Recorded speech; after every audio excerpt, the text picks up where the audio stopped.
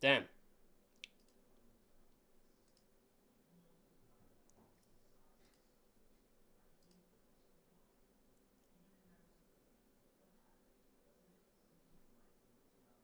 I'm back. You there? Welcome back. I don't know what happened there. I just disconnected. Yeah, that's all right.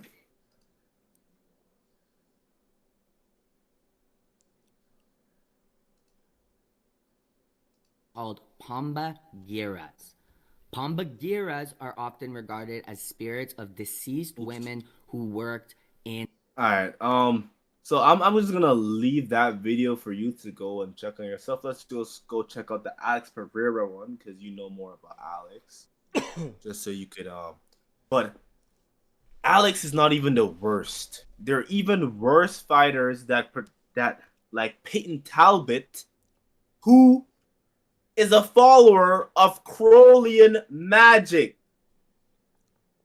Peyton Talbot believes in playing with his anal cavity to unlocking his third eye and magical powers.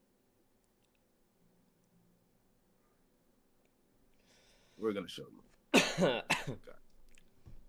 We're gonna show you. Khalid Roundtree, another Mason. Oh, as well. I could see the Alex Pereira Freemason video. I want to check that out later. I want to check that out. Mm-hmm. Just gonna let you see like a society has infiltrated the UFC.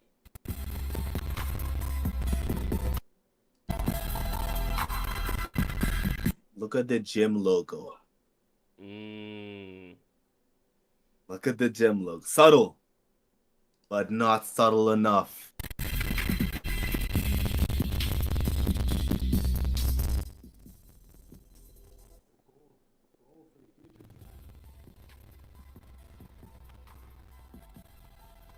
You saw where his manager was? Ah, the fuck? Let me show you. Wait, let me show you. Yeah. Look right here. Grand Lodge of Ireland. That's what crazy. an honor. What It doesn't get more obvious than that. Bo, the checkered floor. He's literally sitting on the throne. Sitting on the throne. Huh. So this shows he's not just a regular Mason. He's a high-ranking elite Mason. That's fucking nuts. That's nuts. And what is he? He's obviously Alex Pereira's handler. Let's get into it.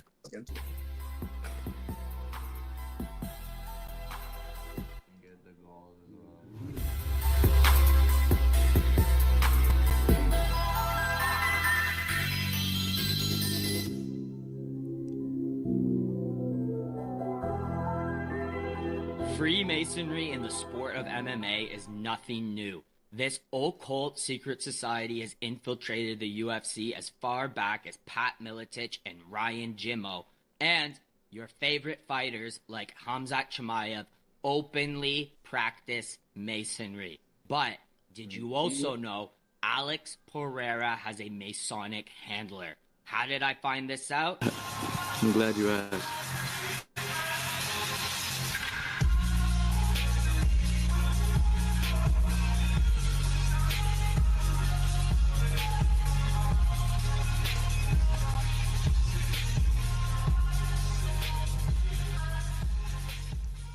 Plinio Cruz, the head coach of Cruz MMA, is not only the head trainer of Alex Pereira, he's also his close friend and quite often his translator. And Plinio Cruz is a self-admitted Mason. There are people who will dismiss the open Masonic symbolism on display on the walls of Cruz MMA. His gym logo is... Look at that! Another Mason! Another Mason, chat! You thought he wasn't one of them? Don't make me laugh, guys. Come on. Literally Fucking the crazy. sextant, the Masonic sextant, but you don't need to create your own theories.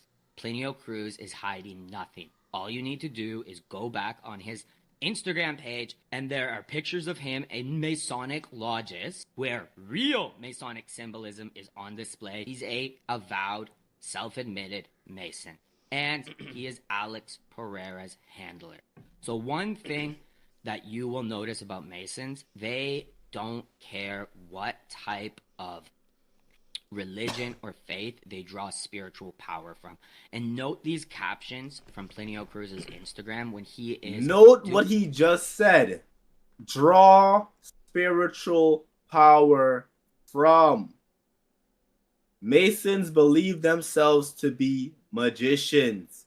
Magicians believe that they can draw spiritual power from things as simple as earth to other religions themselves.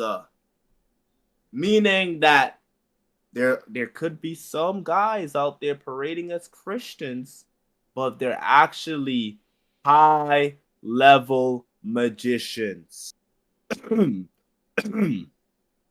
Zerka. Ah! Eyes are on you, buddy. Ah! doing essentially demon worship in Asia. He's worshiping demonic statues like Buddha. And then he's also doing like Samoan Polynesian tattoo rituals. And this is a sacred ritual. So it's even strange that these chiefs or whoever there would allow him to do that. He has occult knowledge. That's why they allowed him to do it. And I just want you to contrast this with Plinio Cruz standing in front of the Christ the Redeemer statue, not praying, not saying anything about Jesus, not saying anything about spiritually recharging, with a fatality shirt on. So there is quite a lot of debate, obviously, about Alex Pereira's religion. He's one of the most popular guys in the sport at the moment. And, you know, there are clips of him taking the Sharia and allegedly converting to Islam. There are pictures of him praying with, like, Glover Teixeira in evangelist Christian prayers. There are, obviously, clips of him doing shamanic rituals in the jungle. Shamanic rituals. The same guys that gave us ayahuasca are very high level magicians. You know, a lot of people don't understand that these aliens that they see in ayahuasca that give them these life altering breakthroughs are demons. What do you think of UFO abductions? Are they demons as well? Yes, obviously, yeah. What makes you think that? What makes me think that? Because a demon can shapeshift. It can shapeshift and it can also give us visions. Remember?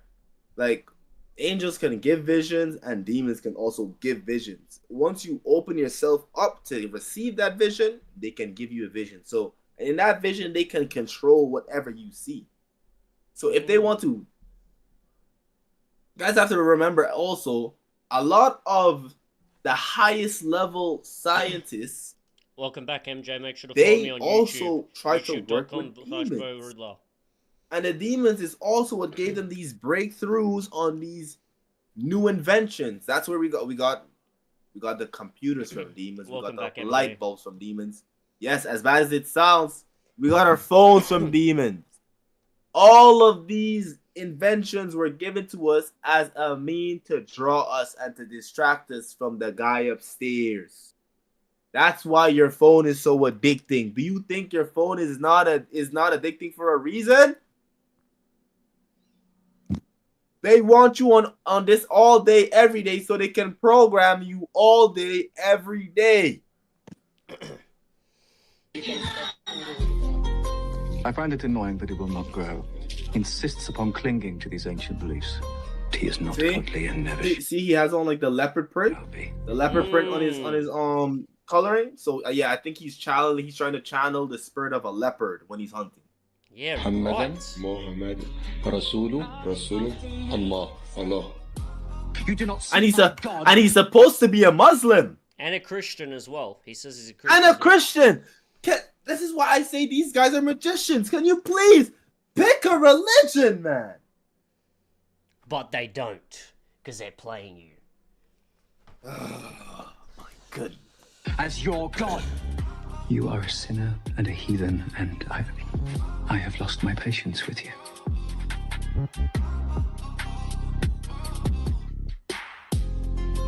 The day of reckoning will come. Plinio Cruz is often the man who is tasked with translating Alex Pereira's responses to this. And if you noticed in the build-up to UFC 303, he deliberately mistranslated the questions about magic to You're Alex. good, and MJ. then You're good, buddy. back to the crowd. And it took Fabio, or whatever his name is, the goated Portuguese-Spanish translator with the blonde hair, to actually press the question at face-offs when Plinio wasn't there. No magic, sem mágica, meu camarada. Sem magia. Oh, yes. I remember this. He was getting accused by his opponent of using magic to win the fights. It's right in your faces. They think you're stupid. Oh, man. Sem magia. Sempre, sem magia. And you will And he also said, notice that Plinio came simple. Yes, I'll use magic. For the ones who don't understand Portuguese. on the MMA Hour and seemed to imply that Alex Pereira was Muslim. But Alex is a man of God. Whatever you want to call God, Allah, Yahweh, Jehovah, the Maya, the sun is just one, and Alex is a man of God. Whatever you want to call God, Allah, Yahweh, Jehovah, the Maya, the sun is just. These Masons are religious harlots. They cannot choose and stick to one religion. Just one, and Alex is a man of God. Plinio is also not a trustworthy source. He's a Mason. It's in his job description to mislead people, especially about the guy he's handling. He is a Masonic handler for Alex Pereira. I wouldn't go so far as to say Alex Pereira is necessarily a Mason, but he is a actor for them. And this spiritual stuff is no coincidence, guys. It is not at all. Especially when you have a guy like Plinio Cruz openly posting pictures of him at the Grand Irish Masonic Lodge and talking about spiritual recharging in front of Buddha statues, and then gaslighting fans into thinking Alex Pereira is a Muslim. I thought I just had to bring some attention to this because I do see people in comment sections on YouTube and other sites dismissing out of hand that Alex Pereira and his coach are affiliated with the Masons, when all it takes you is a 5-minute Instagram search, do your own research, and you can find Plinio Cruz admitting that. Or, hey, don't do your own research, watch my video. And if you enjoyed the video, drop a like on it. If you are new to the channel, subscribe and turn the bell notification on so you don't miss a single thing. The Pharisees are on me, they're behind me, they're throwing stones at me right now. We gotta dip, we gotta get out of here. There it is. That's crazy, man. There it I is. had no idea. I had no idea. Bro, the UFC is infiltrated horribly. It's actually bad. Izzy, Peyton Talbot, Khalil Roundtree, Hamzat Shemaev, Alex Pereira, Charles Oliveira, Elia Tupira. He's a Rosicrucian. He's not Tupira. You know Tupira? Yeah, I thought The he was Georgian? Orthodox. I thought he was Orthodox. Yeah, he's a Rosicrucian, but he's like the Rosicrucians that I don't really look at them as evil guys, because a lot of their teachings it revolves in Christianity, but they're kind of like Gnostics. So they'll sometimes mix their manifestation teachings with Christianity. I don't recommend that. I don't recommend all that, because a lot of their manifestation teachings is massive black magic, some Kabbalah, and they just take, they're like chaos magicians. They take whatever works from whatever magical construct, and they use it as their own. That's what the Rosicrucians do. But yeah, some other famous Rosicrucians, Sergio Ramos from Real Madrid, another famous Rosicrucian. Another famous Rosicrucian, Anuel AA, a very famous rapper coming out of, I believe, the Dominican Republic. He has over billions of songs with over billions of streams out there on YouTube and Spotify. And he said in one of his songs, he's a part of the Illuminati. And no one bats an eye. So, you know, you guys could choose to say I'm too deep in. You guys could choose to say, oh, you're schizo, take your meds. Or you could just choose to actually do research for yourself and realize that, hey, these so-called geniuses don't do such a great job of hiding their demonic allegiances. Well, I find that interesting because you think about it too, the amount of influence sports has. It's not surprising that everyone in there is controlled. It's really not surprising when you really think about it. You know, you look at the circus and the gladiators, it's there to control us and to make us distracted and for us to invest our life force into as fans. So when they're all controlled and they're under all these different factions, it makes it very easy for them to follow the script. So yeah, I'm not surprised. I was a little bit shocked because I didn't know, but now with the foresight of understanding, I'm not honestly surprised that this is all true. To be honest, that's probably my reflection on it all, is that it is what it is, and yeah, they're not what they say they are. That's why you can't trust celebrities. But you could trust Jayco and I, okay? You could trust Jayco and fucking Bo Riddler. There you go.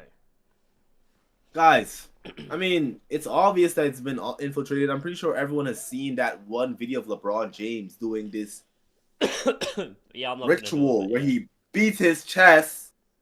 Now, the first beating your chest and blowing out the air, exfoliation, it's basically him summoning the spirit that's already inside of him to come out, as in it's time to perform. Basically. And he throws up his pyramid and the 666 to show his allegiances to Satan, which also empowers the demon even more because it wants notoriety. So it's just, the simple, the more you know. Did you LeBron James. Did you see? Sorry to interrupt you, but did you see on Netflix yesterday they're releasing a Mary TV show about Mary from the Bible, Jesus' mum. Yeah, what's your thoughts on that? Just that takeaway, just on them making a TV show on Netflix. It depends if it's what Jay-Z did, that utter blasphemy, what Jay-Z and Rockefeller tried to do when they were some random guy. They just try to disrespect Jesus. That's all. That's all you guys need to know. If they try to disrespect Jesus, because I just look at Mary as a woman in my eyes. Yes. I don't think she's a god. No. I don't think she's super special. I just think she's just that one woman that was blessed with the opportunity of giving birth to the most important man ever. I just think she's a really blessed woman. And I personally think more. I reacted to it before, but what I got to say about it, I think it's wrong because we all know what makes the New Testament so special. We know the story of it. It's Jesus, not Mary. So when you're making a TV show centered on her, you're actually taking away the most beautiful part of the story, which is Jesus. So it's obviously trying to make a woman a boss babe, all these things. They can follow the story to a T, but it doesn't matter because as the Bible, she's only in so many amount of verses and Jesus is in the rest. That's what we care about. Oh. Sorry to tell you, we don't care. This is Netflix adaptation, let me guess. Yeah. Mary's Chinese or something? No, she's not. She's not Chinese, but Oh, okay. But with trailers, this is the thing. This is how they get you. This is when I talk about, we want to talk about the woke virus and these ritualistic things. They lead you in with just such base level things, right? Such minimal information. You're like, okay, that's all right. Movie looks okay. Yeah.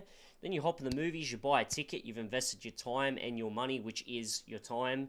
You sit down, you start getting entertained by it, and then bam, in the last few minutes, they put something that's woke or blasphemous or something that's messed up, and they've got you. Yep. You sat through it all, and you sat through the ritual. Even if you disagree with it, you consented for that to enter in you. That's how they get you. That's why I don't go to the fucking movies. That's why I don't watch Netflix. That's why I watch any of that shit, because it's all bullcrap. That's just trying to infiltrate your mind, trying to infiltrate your heart, and to turn you against God. All of it is. Wake up. Please, guys. Come on, man. Wake up! Only amount of time. Wake up! Oh, my God, man. I don't know how much more we have to say this, man.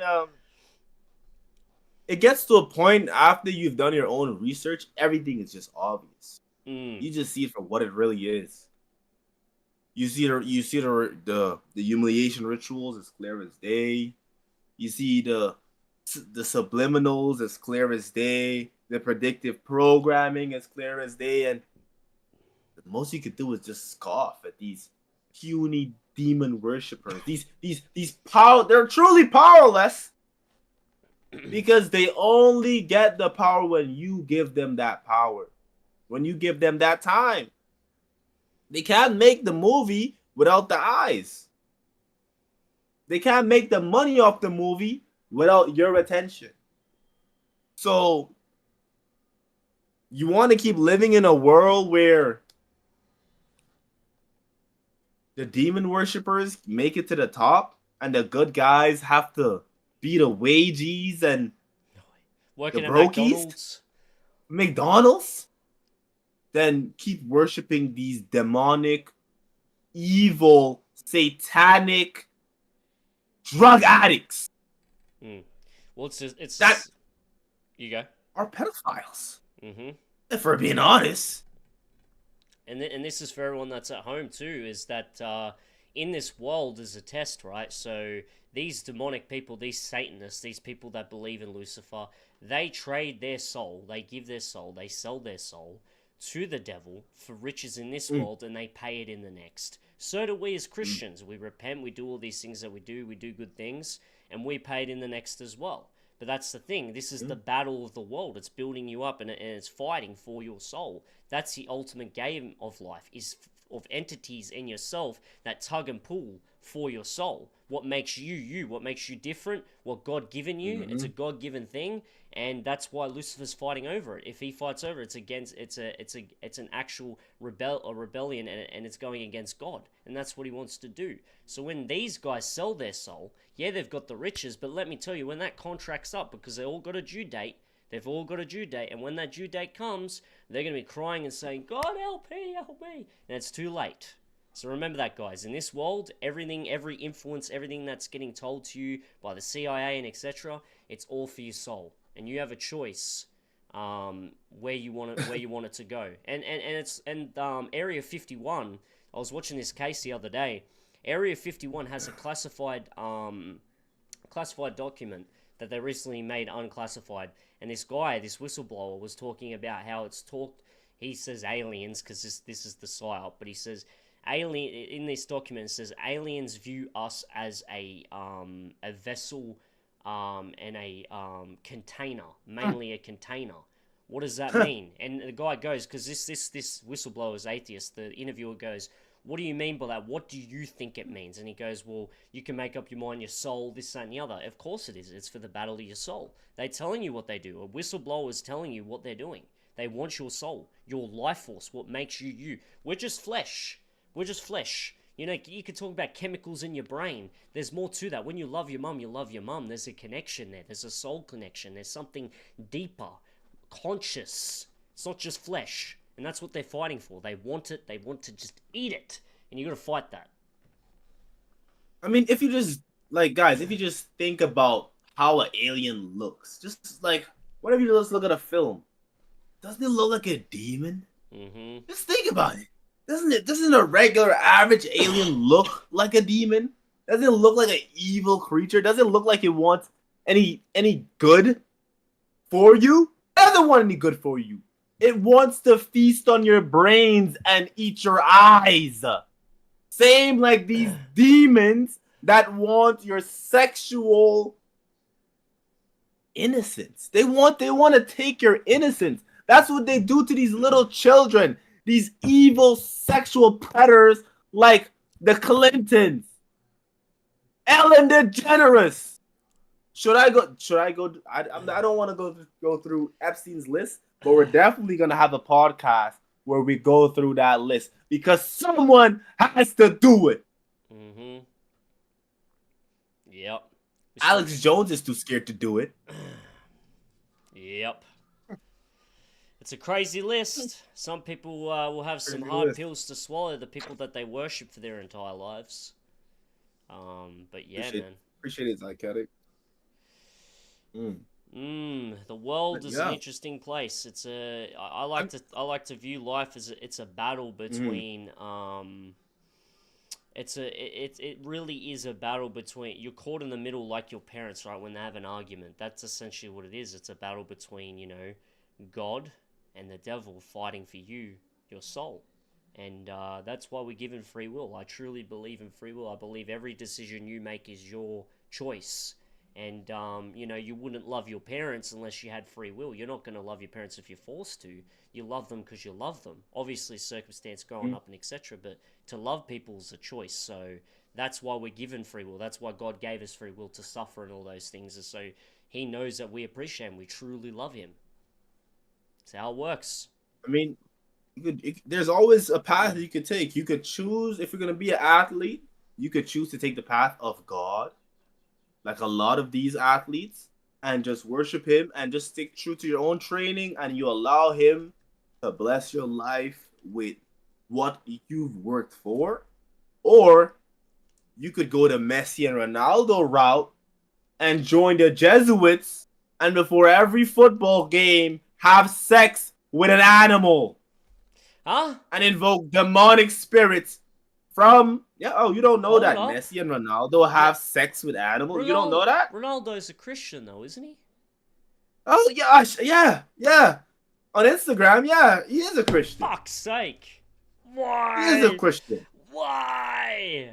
But not only is he suing on the pitch, he is suing balls deep in a goat in a magic circle before the game. Sorry, guys. These guys literally were playing for Madrid and Barcelona, both Jesuit-controlled football clubs from their very beginning. Research the founders of Barcelona and Madrid. Sports is controlled by Masons, especially football and basketball and baseball. Baseball is literally a sport made by Masons, and American football made by Masons. Both sports made by Masons. So, yeah. I mean, there's various videos of Messi going through his humiliation rituals on his way to the top. There was one of him on a show where guys were dry humping him. Guys were taking turns dry humping Messi. Yeah. Kissing him on the cheek. Forcing Messi to kiss them on the lip. Yeah. He got hazed before he went to Barcelona and blew up and took the world by storm. But the left doesn't want you to know that. The left just wants you to drink Prime and have Lunchables and watch Mr. Beast 24/7. Don't forget your Kai Mafia-ton. Have fun. So hold up. Let's just address something here. You're telling me that Messi and Ronaldo basically copped it up the arse by goats and people and circles and just fucked up shit. Yeah. They Ronaldo and Messi definitely got bent over a table before. Definitely got bent over a table. I don't know if I mean Ronaldo is kind of obvious. Like he has a lot of he's kind of very into the looking, like it's kind of feminine how much he's into his looks, you know? Like he's really into his looks. That's true. You know, so you could tell. And you even saw it when he linked up with Francis Ngannou. When he linked up with Francis Ngannou, he had his nails made. Oh, all of his nails. Yeah, that's fucked. You see, see Drake and Dwayne Wade. They're pushing down that. They want to start you watch this. In the next 5 years, there'll be a supply and a demand for male nail polish. And that's what they're trying to do with their programming of posting, Drake with his long hair like Dora and his painted nails. And Dwayne Wade was talking about it too. They're definitely, in the next 5 to 10 years, will be a market for men, nail polish and cosmetics for nails. So you funny. watch. And you know, so Call funny. it now. Back Clip in that 2016, shit. Clip that shit. 2024, I've predicted this. Someone clip that shit. Bo Riddler with the big prediction of in the next 5 years, we're going to have male nail polish. Stand by Bo. Anyone who tries to steal that prediction, calling it. It's already copyrighted and trademarked. You're cooked. You owe him money now. Lock that in. You owe him money. Not only Messi and Ronaldo, Neymar, Maradona, all the guys that make it to the top. Sports is so controlled, it's ridiculous, man. LeBron, when you really look at some of these guys' career, like the Warriors always had an easy path to the finals. And their teams, because that's how much they didn't even trust Curry. They trusted LeBron because they knew LeBron could carry a team, but they had to give Curry a super team just so this Mason could get propped up in a very good light. They didn't even trust his talent all the way. The best shooter ever, my ass. Stephen, you are a MK Ultra slave, and it's okay, but you need to stop and tell the world the truth before I do. I don't want to embarrass you, Stephen, but if you force my hand, I will embarrass and I will expose your origin story, your real origin story of you and Mr. LeBron James. Mm-hmm. Born in the same hospital. Born to hit the same hospital. I think it even comes down to like, it gets crazy, man. It gets crazy. But a lot of 33s to do with their dates as well. But don't even have to get into that too much. But yeah. Yeah, LeBron James, Stephen Curry definitely was written in the stars to be rivals. And the same thing with Messi and Ronaldo. I mean, his story was he was literally cleaning in the streets until his handler found him. And how do the handlers decide you're special or not? Astrology, numerology. That's simple, guys. That's why you see so much life path 11, so much 11, so much 22, so much 33s in entertainment, politics, and powerful companies. I don't write the rules, man. I just bend them. That's all. This fucking astrology and numerology shit. Oh, bro. Master builder, bro. Like, what? We're fucking carpenters now? Like, fuck, man. Fuck, man. What is this shit? Where have we got to, man? I'm clipping that. Oh my god, man. It's fucking insane. Building fucking houses. That's what fucking master builders are, man. This shit's crazy. I get it. There's some truth to it, but it's like, yeah. We're gonna be walking around next year for the. Apparently, Gary said that he's gonna pop off early next year. So probably for the first 3 months, everyone's gonna be walking around going, "What's your number? Are you a number 5 or a number 6? What's your number? What? Oh my god, you're I'm an 11. I'm you're special. You're an 11. You're an 11, and you're a pig. Oh my god, so am I. What? Fine God. Oh man. My God. What y'all know about life paths? Apparently I'm a life path 1. Yeah, what's your numerology? Let's go into that. What is yours? So mine's is I'm a life path 1, and I'm born in the 8th day. So that means I'm supposed to be good at business and leading. I'm supposed to be a good leader, as well as I think ones also have athletes and fighting as well. So yeah, but yeah. Apparently, so that's my life path. But they say your day is how you fulfill your life path purpose. So apparently, I'm supposed to either through business become a leader. So if you're, let's say, your day is a 6 through, and your life path is a 5. So through family, you're going to what is it? Acquire, yeah, that's the word. Acquire freedom, because 5 is a number of freedom, 6 is a number of family and spirituality as well. 3 is a number of communication, luck.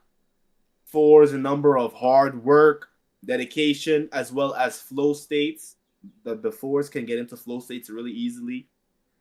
2, that is known for like they say it could be like a feminine number, but like feminine, it could be feminine as in the aspect of esoterically. So like your mind. You're able to like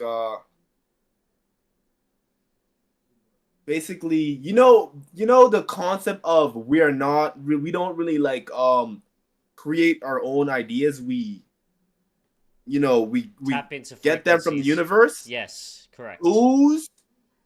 Twos are extremely great at that. They excel. That's why the master builder, the 22, is known as the master builder, because that two of receiving great ideas mixed with that 4 hard work is ability to take your ideas and manifest it through hard work into reality. That's what makes you the manifester, the master builder.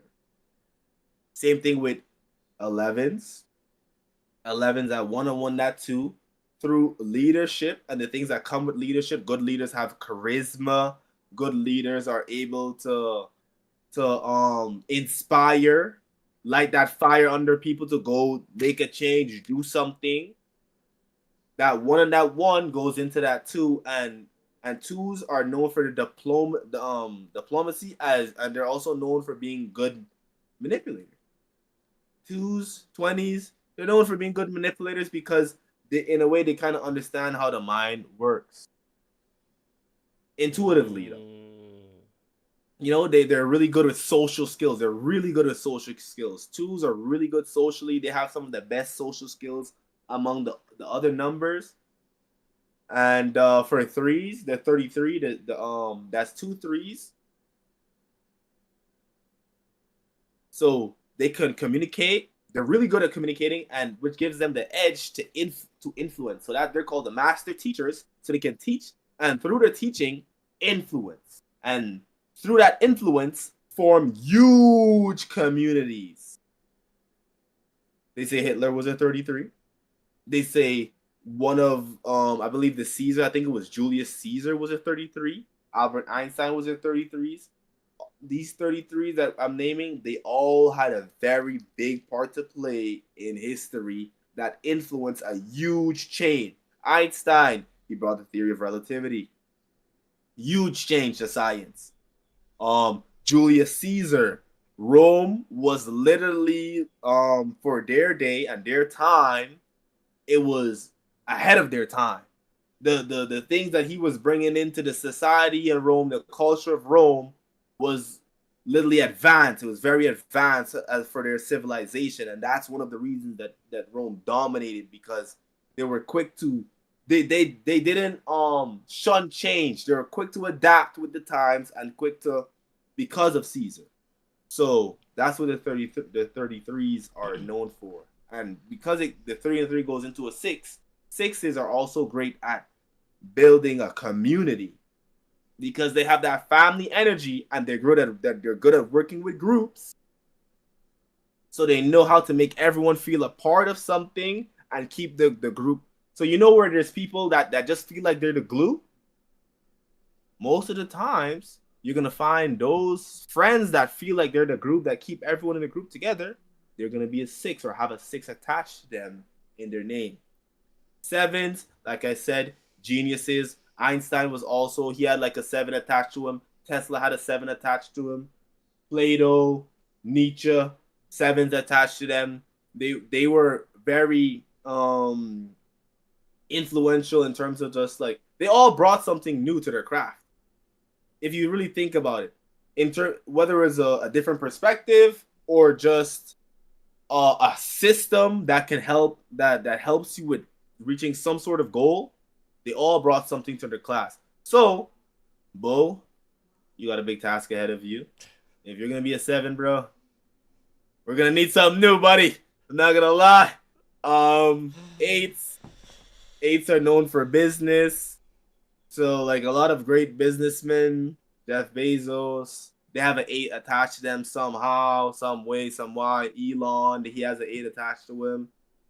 I believe his 8 is attached to the 19th number. Now, I know what you're asking. How can the H be attached to the 19th number? Because 19 is the 8th prime. Now, prime numbers, more advanced How far do we That's go, bro? Are we numerology. gonna It stop? goes Are we gonna start having super algebra or far. something, bro? Like, what the fuck is going on, man? We're gonna start having like divide and It goes times and plus and minus. Like, what the fuck is going on, man? What the fuck? There's primes, there's Fibonacci's, and there's triangular, pentagonal. There's a lot. What It's a the lot. fuck is this, bro? Mm. What did I walk into? This is some Matrix type shit. Bro, it is. Bro, Crazy. that's how they look at it. They look at numerology as a code to breaking down this matrix that we have here in front of us. As we know, English is literally one of the most magical languages on earth. The same with Hebrew and Latin. English, Hebrew, and Latin, as well as some Arabic, have a lot of magical properties in their word. A lot of magical words come from these languages, especially with English. English is more magical than Hebrew because Hebrew, as much as like Hebrew is magical because it's like literally it's the first language we ever had. God made the world using Hebrew letters and words and stuff, yada yada. You guys know the gist. But remember when I said in terms of chaos magicianry, right? The Masons would take from different religions and stuff to like make their own super magic or whatever, right? That's what English is. There's many words in English that have different origins in Latin, Greek, Roman, Hebrew. It's literally a super language made for magicians. If you ever go and research the witch alphabet or the witch language, 80% of the witch language is English. Why? I don't know. I'm still researching, but I'm gonna get to you guys on that. Okay. Whoa! You gonna leave me on a cliffhanger like that? I'm still researching. That's all I got. I'm still researching. But shit. Yeah. English is a very powerful language, and yeah. That's why, especially in English, we should watch what we say, guys. We should definitely watch what we say. There are words in English. There's a lot of words in English, and that's like when I say which language, they have separate meanings. So words like hello, hell's low. That's what they mean in their witch dialect. It's basically a saying of welcoming the presence and the aura of hell into the domain. Hello, hell's low.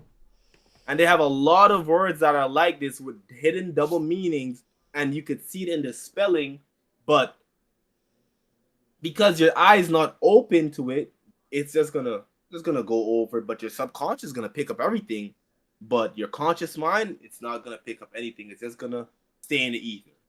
And your conscious mind won't be able to go outside and pick it up because it doesn't even know it's there. Yeah. But this is fun, man. I like talking about this type of stuff. That's really good. What else has been on the agenda? What else have you been covering lately? What were you doing before we joined up? I was just looking at like normie content for before we joined up, but in terms of my own time, I've been researching. I've been researching like the esoteric side of Twitter, and there's a lot of guys that I've been seeing. I've been giving out a lot of great theories, especially like one of the theories I like was the one that I gave it earlier. That one I got off of Twitter. It was, I can't remember the guy's user, but I'll send you the link. And it was basically about CERN, and he made a lot of sense when he was giving that theory that CERN, it's obvious that they're into occult worship. We've seen the ritual that they've literally done outside their headquarters to Baal, to Saturn. And look at their you want to pull it up? statue. Look at their statue outside Yeah. CERN too. Yeah, exactly. Their statue, right? So they were basically saying that CERN is trying to open up a portal, and they did a practice of that. They did a test run earlier this year. I don't know if you guys were like aware of that, but they did a test run, and they did it the day of the eclipse. Remember when we had that eclipse earlier in the year? Yeah. CERN activated that portal, and on the day of the eclipse, and the theory from the guy was that it's gonna usher and allow a lot more spirits from the lower realms to come into our realm and to start affecting us. That's why you're gonna start to see towards 2030, the world's gonna come more and more chaotic because there are a lot more evil and dark spirits trying to manifest in people, whether it's throughout the music, movies, or emotions. And it's pretty good theory, man. Pretty good theory. And you were saying that people are fighting in astrology and that. What were they fighting about? Okay, so there's a couple guys in astrology that apparently they think Gary is a fraud. They don't really trust Gary. They think he's a massive scammer, and he holds back a lot of numerology information, and he makes people overpay for information, basically, because he in his GG33 course, bro, I've seen what it costs, bro. It's like $2,500 just for like bronze or something, and gold is like silver, not even gold, silver is like upwards 20 bands, bro. It gets crazy. He's charging people some serious money for numerology information, and the funny thing is, I kind of agree with them a little bit, because like what I told you about the compounding of the numbers for like the life paths, right? How there's like for sevens, there's different types of sevens, for ones, different type of ones, and so on and so forth, right? That apparently that's GG33 bronze knowledge. You got to pay $2,500 to know that, bruh. So yeah, and you have to, and here's the thing too, you have to be vetted by him and sign the NDA. That's how they get you. So it's yeah, Fucking so NDAs, man. Yeah, and they were basically been going for it, attacking it. And Gary, I don't know if you noticed, Gary hexed Aiden earlier this year. Yes. He put a magical hex on Aiden, which caused bad luck and caused him to start losing business deals and stuff like that. And Gary said he's now going to war with some of these astrologists, and in 2025, he's going to cast another hex on all of his quote unquote haters, and we're gonna see what's gonna happen. So 2025, it's looking like it's gonna be the war of astrologists. Some high level magicians are gonna be fighting each other on Twitch, on Twitter. I don't know how they do it, bro. There's a lot of, bro. It's crazy. It's really crazy. Like this astrology beef, it's nuts, because there's guys talking about how they're astral projecting and spying on Gary, and how, bro, I'm saying, and how there's some women that claim to be psychics and saying how there's negative spirits and evil. She astral projected herself to Gary to check on him, she said, and she saw that there was this evil parasitic being that was feeding off of his 33 energy life force. I was like, bro, this sounds like some Star Trek shit. Like, this really sounds like some shit straight out of a Indiana Jones movie. Like, bro, I keep saying this all the time, guys. Real life is stranger than fiction. I'm telling you, real life is stranger than fiction. Really and truly. Like, it's crazy, man. It's crazy. But, yeah. Like, I definitely want to get some of these astrologers on this space. Yeah. Give us their opinions. Why do you not like Gary? Why do you think he's a fraud? I want to know because Gary, I think he's the face of numerology, if I'm not mistaken. I don't think there's a bigger numerologist out there than him. No. So if the face of numerology is a fraud, that's a bad look. That's a bad look on your whole studies, man, But yeah. Be interesting I definitely to see. I definitely want to do that. Yeah, for sure. It'd be interesting to get them on, just even for them to just break down astrology as well. It'd be good. Yeah. Yeah, but for the most part, yeah, that's it. What about yourself? I want to ask you how what have you been doing? What have you been researching? Well, like I said, I've just started on numerology today, but on the side, I've been doing the whole satanic occult. I've been studying that and satanic survivors. I'm going to go into that heavily next pod, like heavily. I'm probably going to spend a fair bit of a segment on it.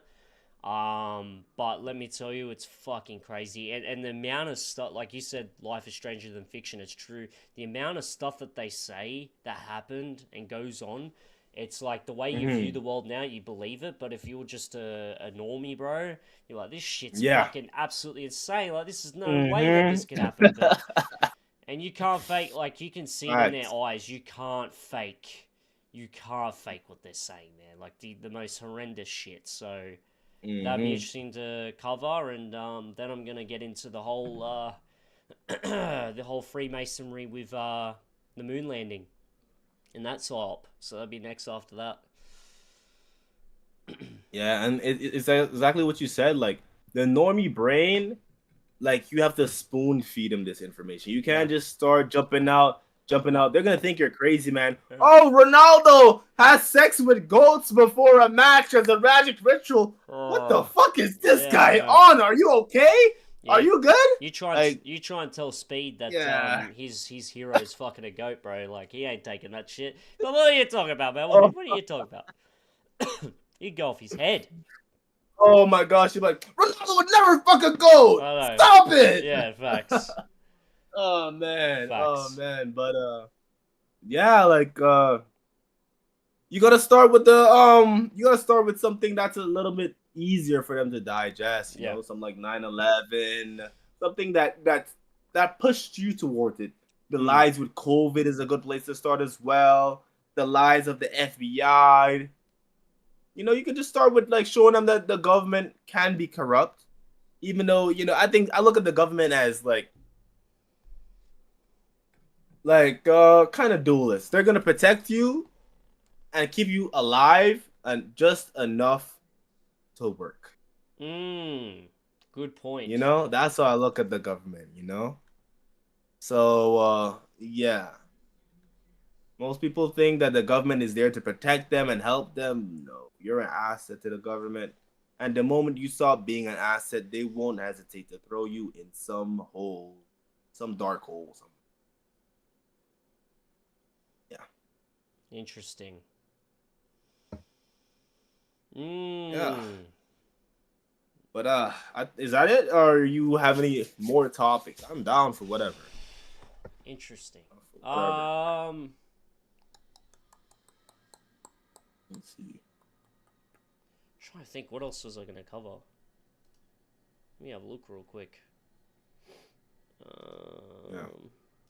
Let me go on my Twitter real quick because I bookmarked some of these stuff that I want to talk about as well.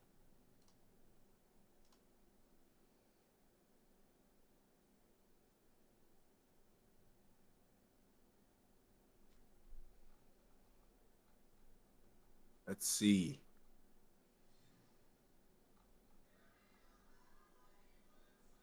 Yeah, I definitely want to break down a little bit better how tattoos can be used as a ritual, because I just gave a quick breakdown, but I want to break down just everything. You want to do that today? We could do that today, or we could do that for the next podcast. It doesn't really matter. I reckon we save it, but you could touch on it a little bit. Yeah. I think we should save it. I think that's a great idea. Nick Fuentes and Andrew Tate are beefing now. I thought they were friends. What? They're beefing now? They're beefing? So I seen Nick post a tweet say, "Hey," and then Andrew Tate in the comments he said, "Your hey, my bye forever." And then Nick replied to that saying, "Just a chill guy standing here, unfazed." He doesn't give a fuck if Andrew is on his side or not. Yeah. So I don't know if that's just yeah, I don't know if that's just them bantering or if that's just beef. It's hard to tell nowadays, but with beef though, also, it's also let's be real. Look, maybe numbers are down this month for them, and they decided, hey, mm, hey, we're gonna get some cash more. Let's take over Twitter for a month. You know, mhm. people do that in the industry. I'm not gonna name them because I'm not gonna expose their tactics, but. There's a few people that have been on off contract in the past with certain streaming companies and stuff like that, and they cause a massive shitstorm to what? Bring engagement so they can negotiate better. It's entertaining. It's entertaining, right? I've seen, and those guys have those. I've seen multiple guys do that in the Yep. past couple of. Speaking of Smart. Speaking of streamers and that, what do you think of the whole Aiden, SSB, Neon, all that with Kick, man? What's your thoughts on all that? I think we should talk about that for That's a a bit. good thing. Yeah, we should definitely talk about that. And after that, I want to head into Logan Paul and the BBC. That'd be I want good to talk too. about that as well. Yes. Yeah, but SSB, it's a weird place, man, because these guys were pushing Kick the hardest. So it's really strange to see them go on the back foot now when like kind of protest against Kick and have Aiden literally throw shots at the company, sell his own equity and part of the company. That was the worst part. I didn't like seeing that at all. The fact that he sold his stake in the company, no pun intended, is wild to me. It's crazy. That means it's like I think a bridge may be burnt there between him and Eddie. That's what I'm thinking.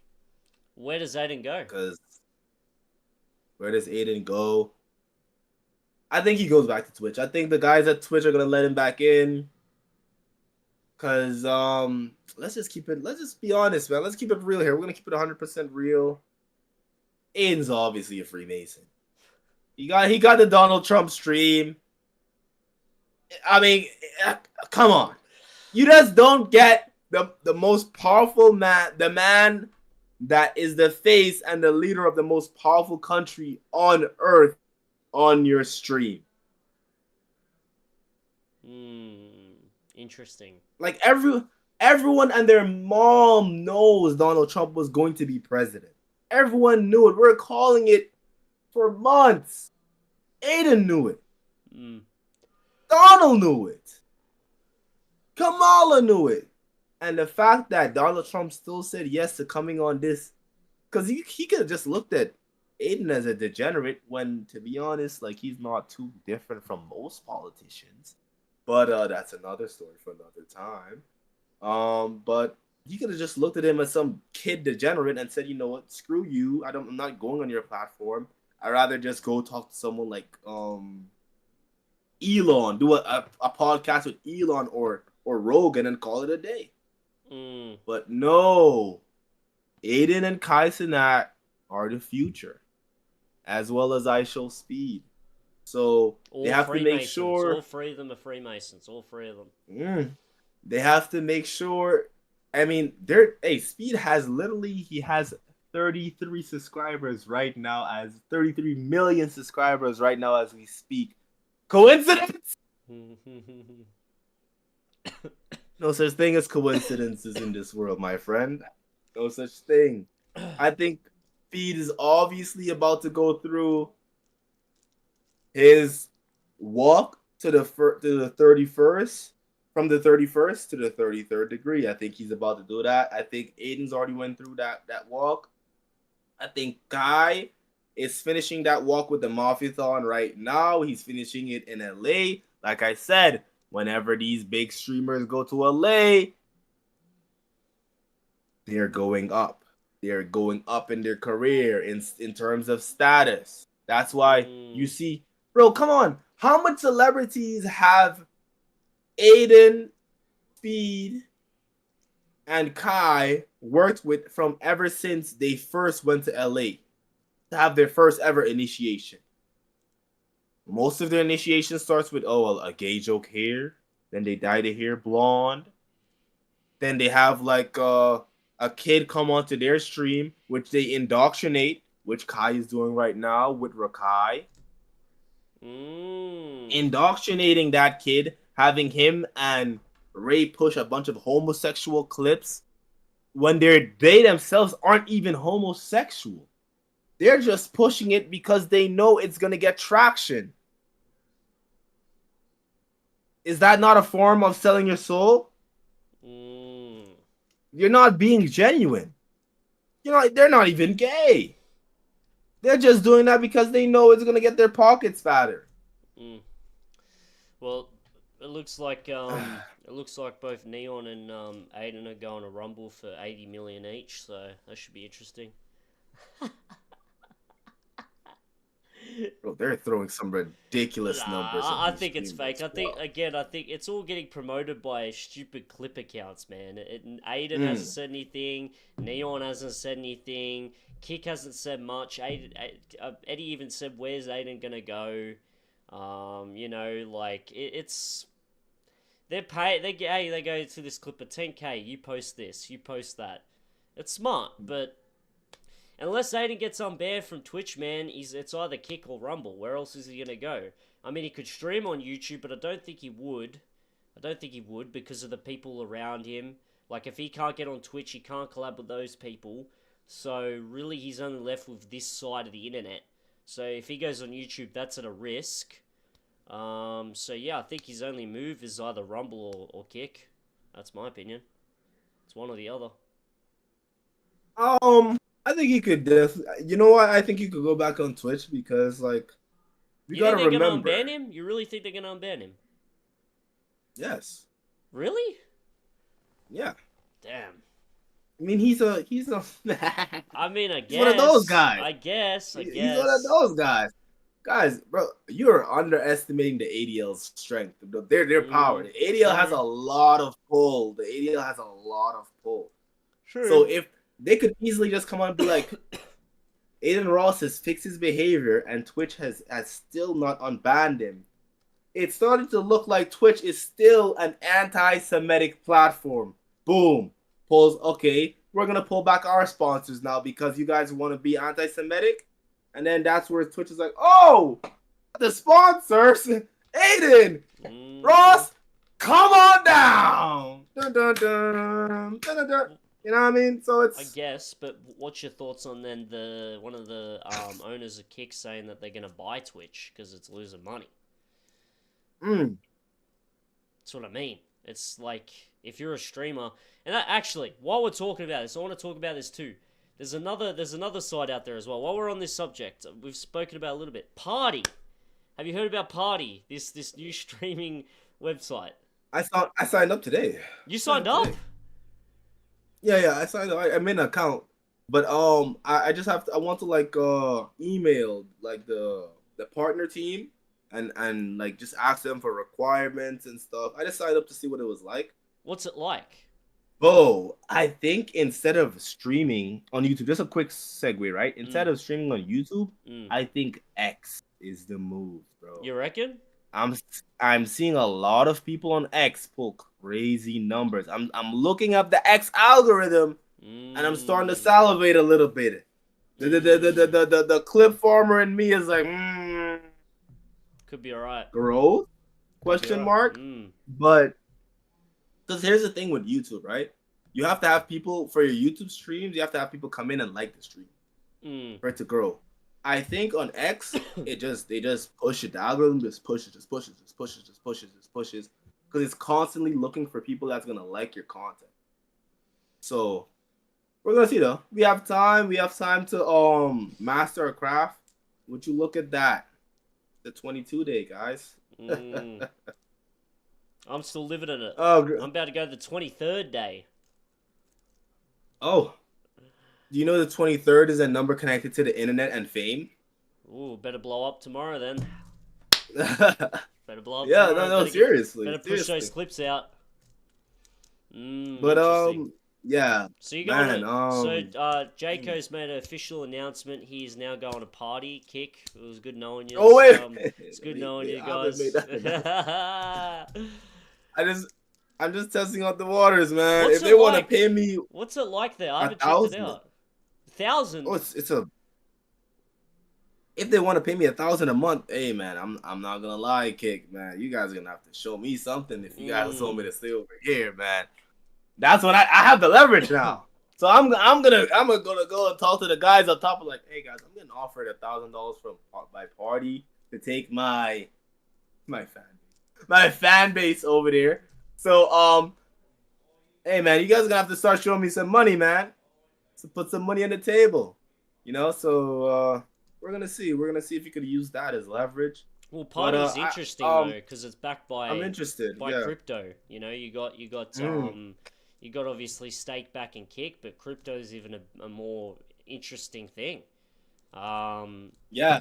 I got to check it out. I saw there was some complaints with the. Obviously, it's new, so I don't expect much for it. But there's complaints with how the chat works and the layout and stuff like that. But my boy Joker, he went over there. He's full on accepted party. He's even got a party badge on Kick, so he's like an ambassador or some shit on party now. He's moved quite far up on that. And then you've got Trey. Trey's he's moved. Trey Livin? Yeah, he's moved to Twitch. He's moved back to Twitch because he's banned for 30 days. He seems sort of over it. Yeah, bro, it's getting scary for Kick. I was telling you before, like all these small streamers are leaving. The big ones aren't even fucking streaming. Sneako's been gone for a week. Aiden's in this negotiation period. Neon's MIA. The SSB are gone. Like, what the fuck, man? Kick, you gotta help us out, man. You gotta help us out at least. This is why I think is the best time, Bo, to start trying to like work with Kick and build a connection with the staff and the management. Because if you can show them I think showing them you have faith in them can also help strengthen that bond for when you get to the negotiating part of your contract, right? Because that matters as well, I guess. That matters as well, but you never know, because when money's on the table, guys get weird. Yeah. So it is business, man. It's weird.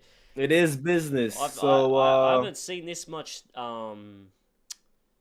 like you could say like unstable like with streaming. I haven't seen the market be this shook up. And I told you maybe a month ago, and I told Trey this, it's gonna take the strongest website to push through this. So they're all under fire, even Twitch with anti-Semitism. Kick's losing everyone. Rumble is okay, but it needs to push out and get more people on there. YouTube's got its own things. Like it's nowhere's really safe. So you sort of have to choose and have faith and build connections, like you said, with staff and etc. And yeah, you're gonna have to start choosing. That's by the sounds of it. Well, not to get too numerology on you guys. Here we go. Fuck, mate. Here we go again. 9 is a number very closely related with streaming. So next year could be a very big year for streaming. So I don't know if this storm is like the catalyst for some, whether it's a new, I don't know if Party's going to be like that new company that just blasts into the limelight, or if Kick just makes a power move and buys Twitch at the start of 2025. I don't know. But next year for streaming, it's going to be huge. It's going to be a good year to stream. Also, 9 years are known as just easy years for people to live in. 2016, as much as people love to salivate and, jack off about their 2016 memories, that was a 9-year, guys. That's one of everyone's favorite years. So we're gonna see, but it also comes with a lot of death, a lot of occult. Yeah, a lot of occult dealings happen in 9 years as well. But I'm not a numerologist. I'll leave that for the professionals. I'm just a guy who likes to study esoteric stuff when I'm bored and conspiracy theories. Yeah. Yeah, it'll be interesting to see, man. It's an interesting place. I think, I don't know, I'm sort of going along the lines as I'm still going to stream on Kick no matter what, but I'm branching out. I'm streaming on as many platforms as I can. And I used to stream on X, so I'm definitely going to do that. I got told to do that too. So I'm just gonna branch out and see what happens. See what Cast type that of net. people I pick up. See what happens and go from there. I don't know about Party though. I don't know. I want to talk to him. I want to talk to him. I want to see what they're about. I want to talk to him first. Because it's like there's not much I made information my about account it. just in case. Yeah, for sure. But I wonder how Kick feels too. And- I wonder if Kick's sort of watching people leave and they're like, okay, you can't. We're not gonna help you if you come back when this fails. You know what I mean? Like it's kind of like I don't know. I wonder for real. Because like that's what I want to say. Like that's why I was like kind of keen on building that relationship with the staff, because you don't want to like go over to other platform and then you lose that kind of that treatment that you get from the staff. Because right now the staff, like, I don't know how much you talk with them, but if you just start to like just talk to like because if you go and check on your community dashboard and you look down to that little green circle, sometimes I just talk to the support. I talk to support on growing my channel. I talk to support on reaching CIP dashboard, and one of the guys even reached out to me and told me to add him on Discord. So I'm just trying to like slowly get like those real connections within these, because the guys behind the scenes, once you know them, that's where the fast growth comes from. That's where you could start to get the connections with a Aiden Ross, so you get to know a Neon, or you get to know some people. You got to take it how you can get it, guys. Take it how you can get it. Network. Build your network, because your network is your net worth. There you go.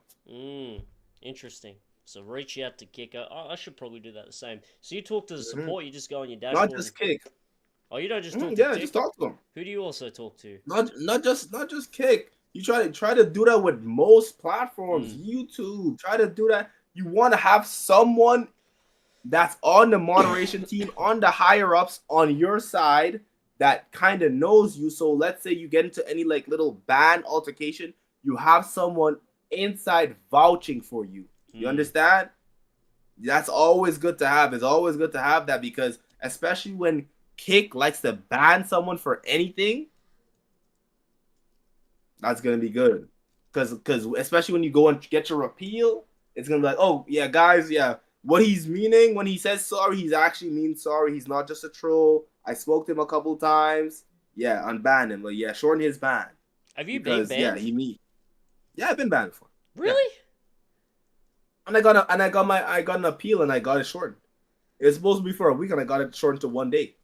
Holy. So I'm speaking all of this from experience, guys. Yeah, like it pays to be on the good terms of the staff.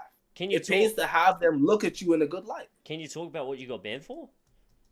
Yeah, it was the Super Bowl. So I was like heavy on the clip farming, and I was like trying to clip farm like the halftime show.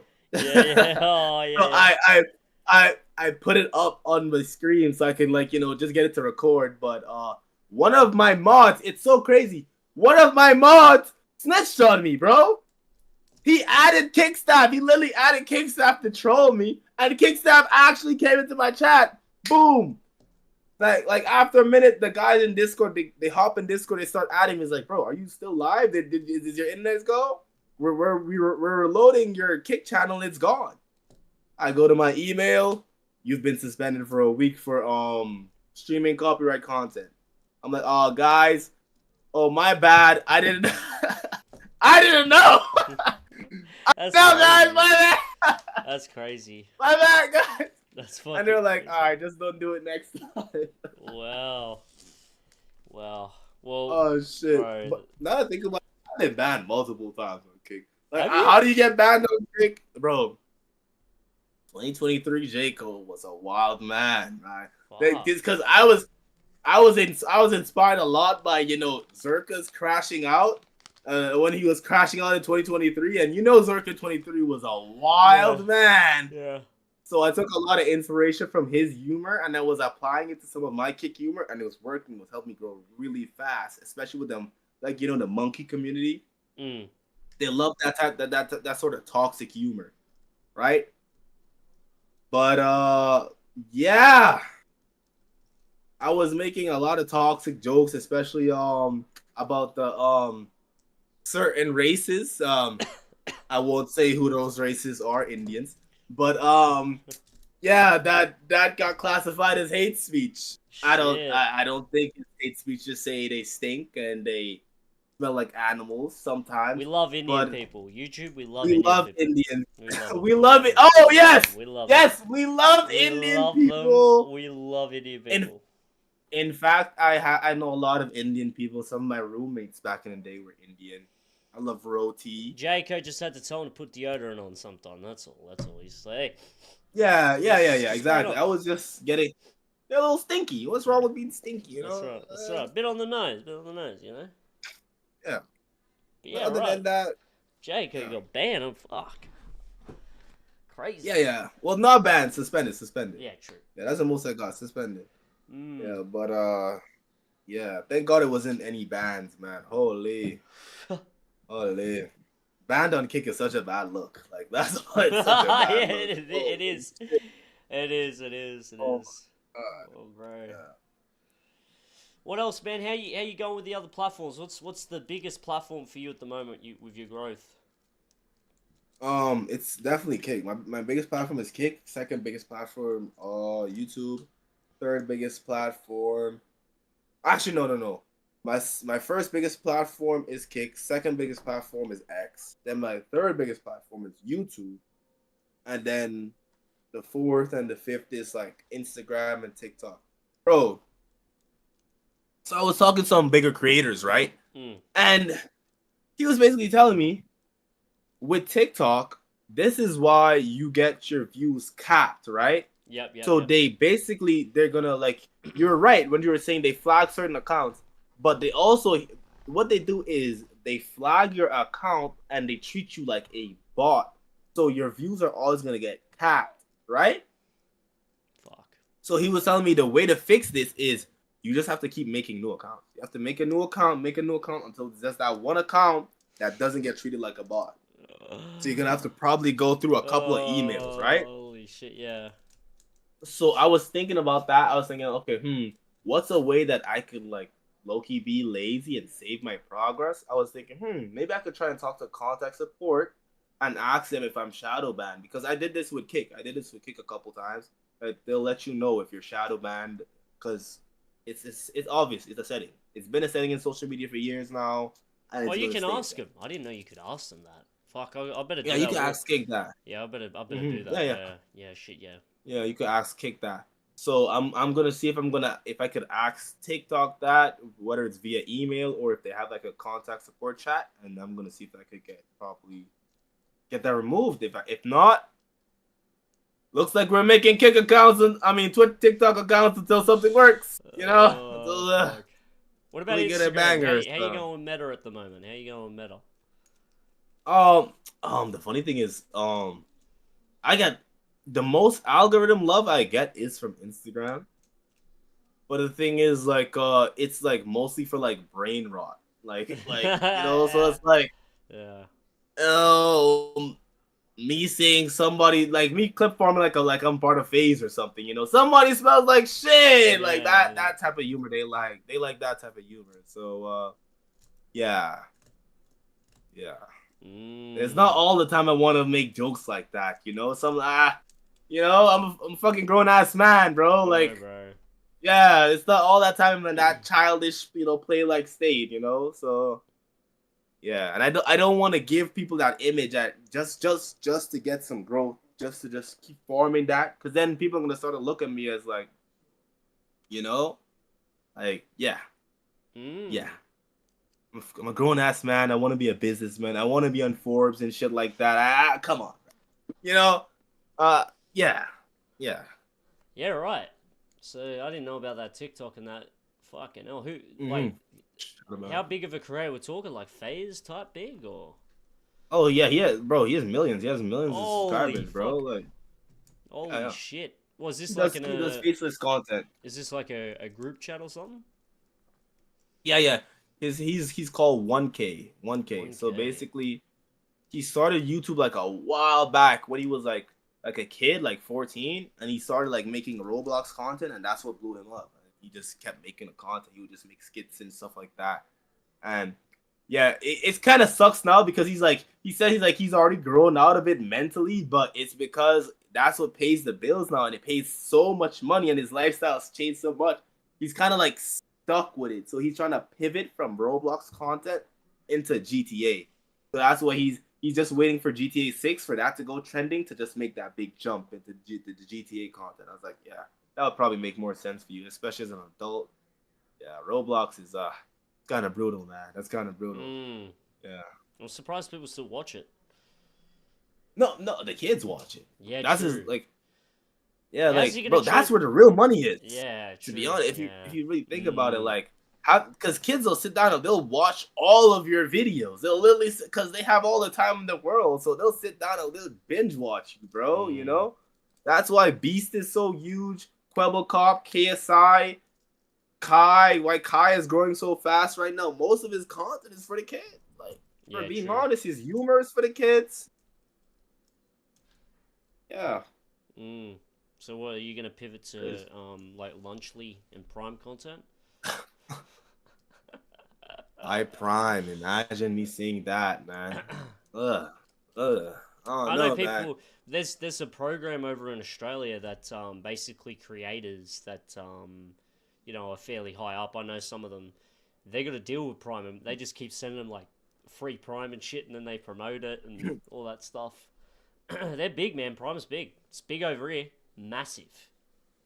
Man, I'll support Tate's Cuban cigars before I support Prime, bro. Like, and that's to tell you, bro. I don't even want to put smoking like that. But shit, yeah, you know. But what's next for you, bro? What's your plans at the end of the year?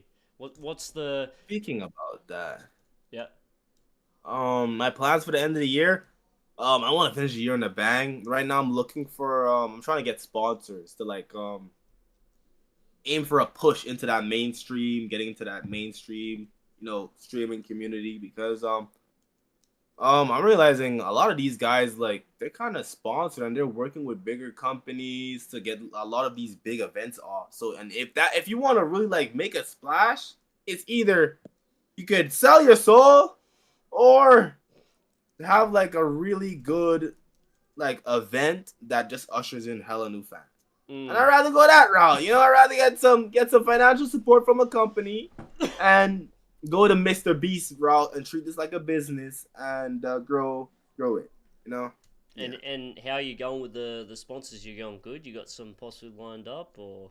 So I've been doing a lot of emails. I've gotten some positive emails back, and some emails they want me to grow a little bit more. Because it's like, yeah, I understand, of course. Because right now I'm just seeing 1,000. They want me to get around like the 10,000 mark to really start sponsoring me. I'm okay with that. I'm sure. So I'm just that just motivates me more to keep going. So that's why I want to try out different platforms and see if I could get like some more viewers, maybe from X or I've been multi-streaming on Twitch.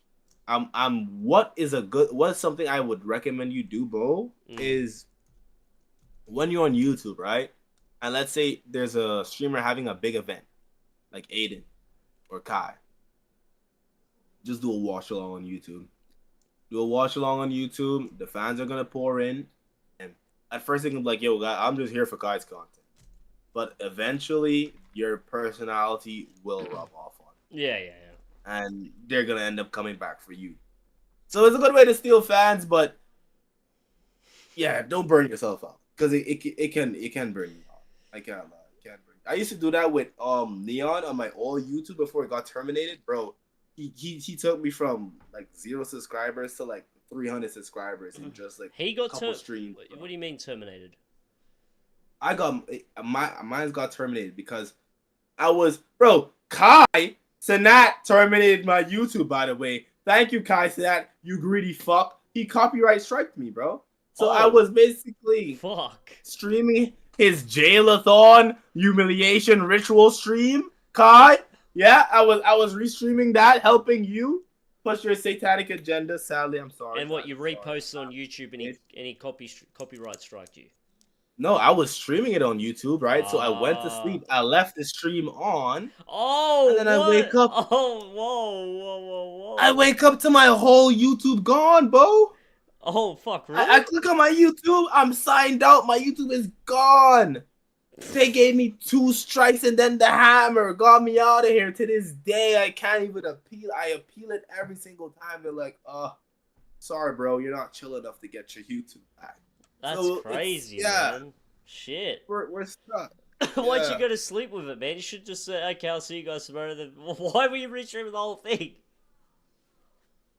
Not gonna lie, I was getting a little greedy with the followers because I was getting Yeah, hella I bet subscribers. you I was getting a was. lot of subscribers, and I was just like, oh man, I'm probably gonna wake up to like 400. Like I was rubbing my hands going to sleep, man. I was going to sleep with a big old smile on my face.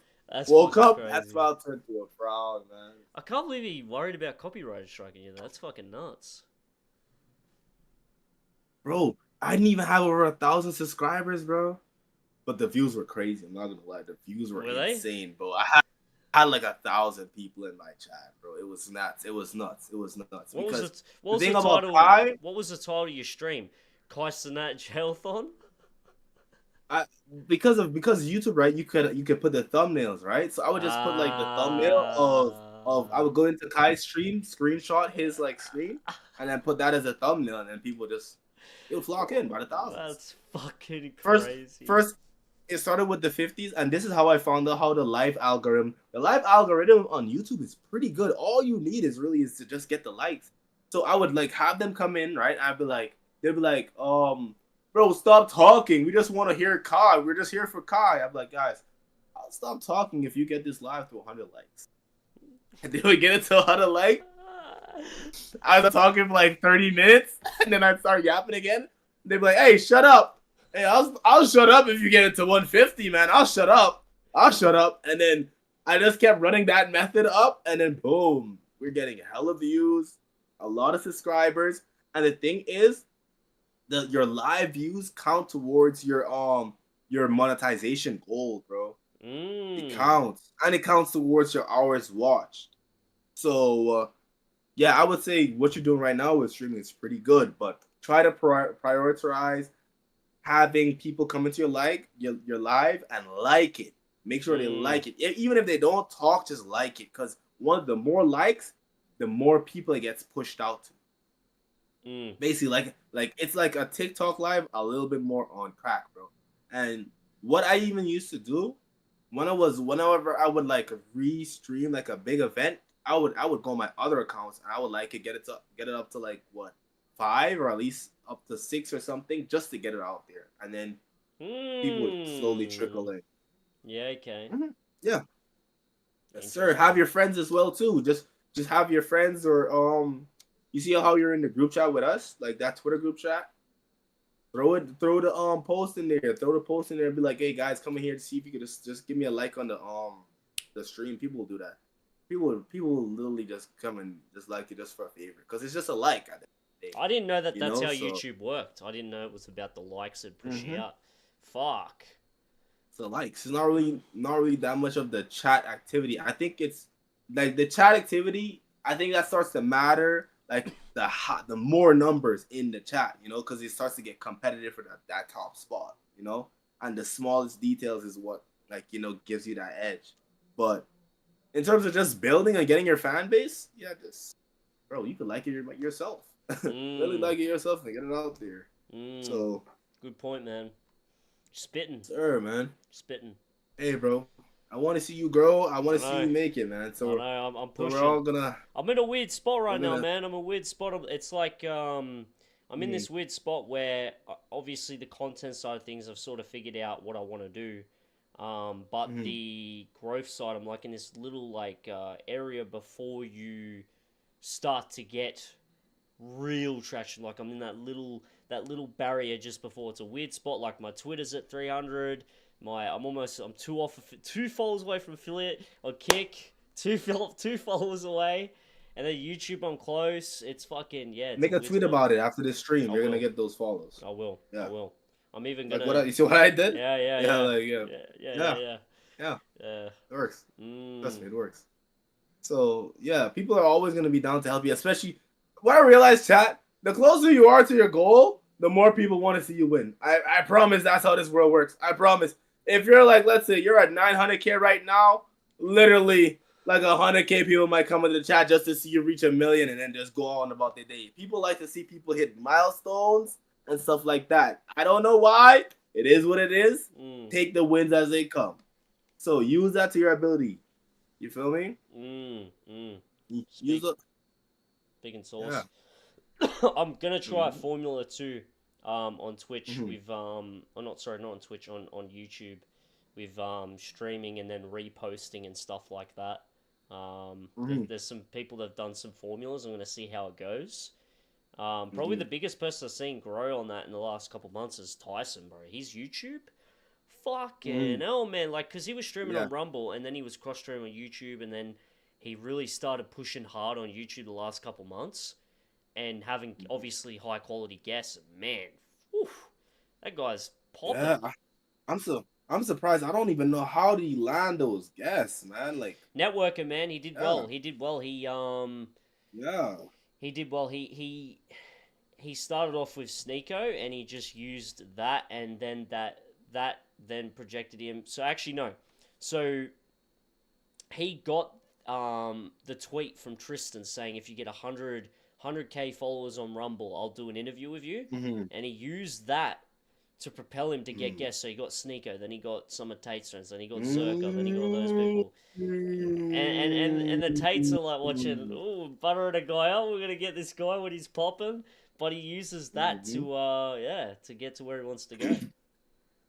And I think honestly it's gonna be a bigger win for Tyson than anything than the Tates when he gets his Tate podcast, that emergency meeting or whatever he's gonna call it, bro.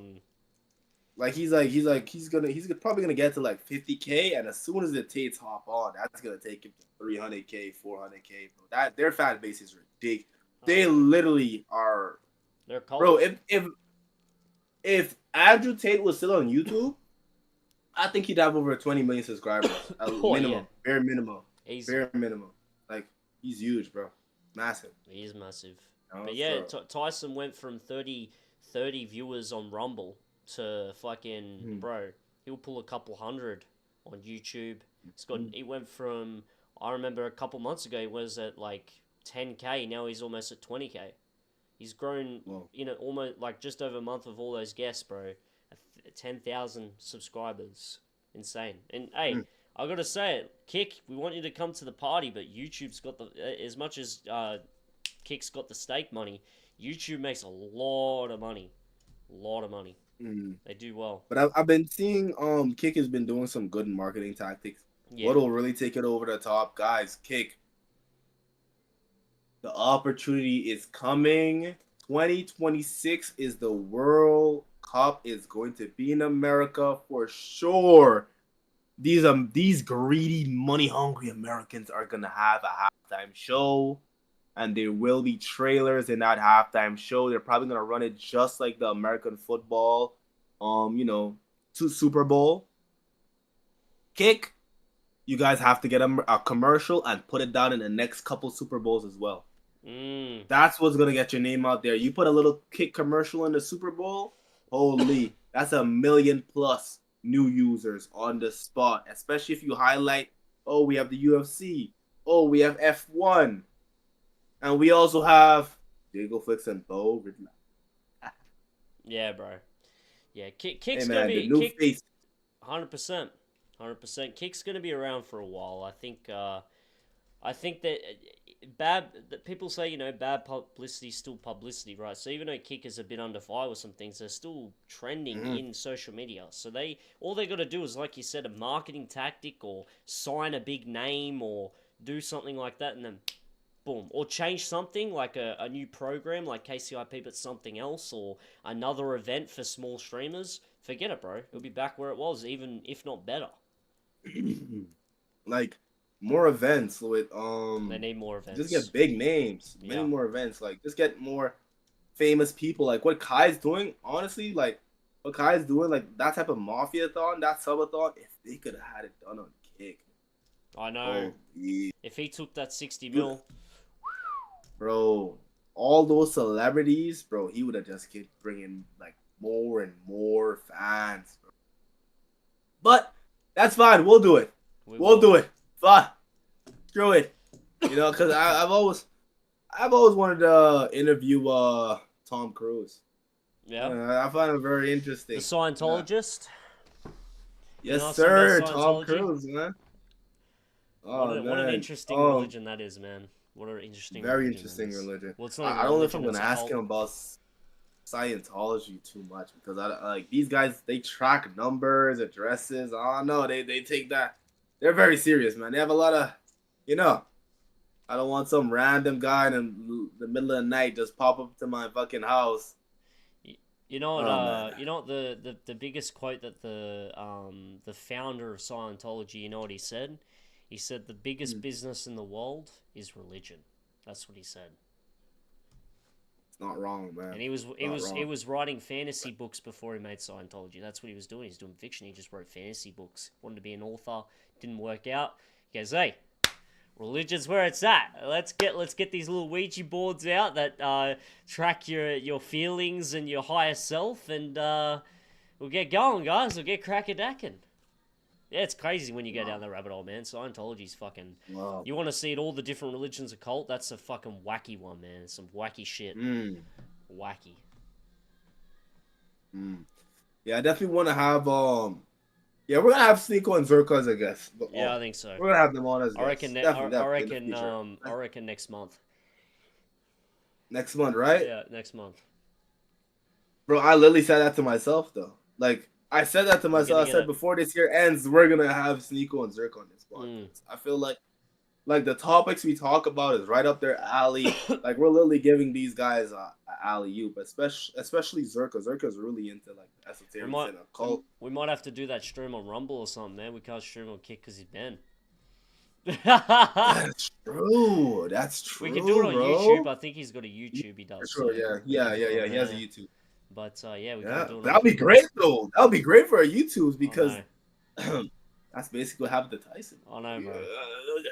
You know, so I'll be happy. You got to get that Master Builder energy that good old Tyson has, man. Fucking Master Builder shit, bro. Oh my god. Oh dear. Guys, you can tell the house, yo, Bo is super skeptical about this numerology shit. You can hear it in his voice, bro. He's super skeptical. But that's what makes it fun, bro, because you need the skeptical guys around you to keep you grounded in reality, because if you get too far, you could end up going to cuckoo land, man. Yeah, so man. You want to have skeptical people around you that ask questions, facts. You want to have people that ask questions that aren't afraid to just question you and ask and check you on your research, because guys, like, you want to stay grounded for real. There's a lot of guys who went down these rabbit holes and turned crazy, went down the rabbit holes and lost their minds, man. So when you get a chance, Jaco, hop on X and go on like the reptilian fucking spaces, man. You'd be surprised how fucking like just messed up these people are. You try and tell them that reptilians don't exist, they'll then point around and go, "You're a reptilian CIA agent. You're a psyop. You're a psyop." It's like, bro, what is wrong with you, man? Fucking crazy. That might be good content. It though. gets fucking wild, man. It's wild west. Let me tell you, X spaces can get fucking crazy, man. They can get crazy. You know what?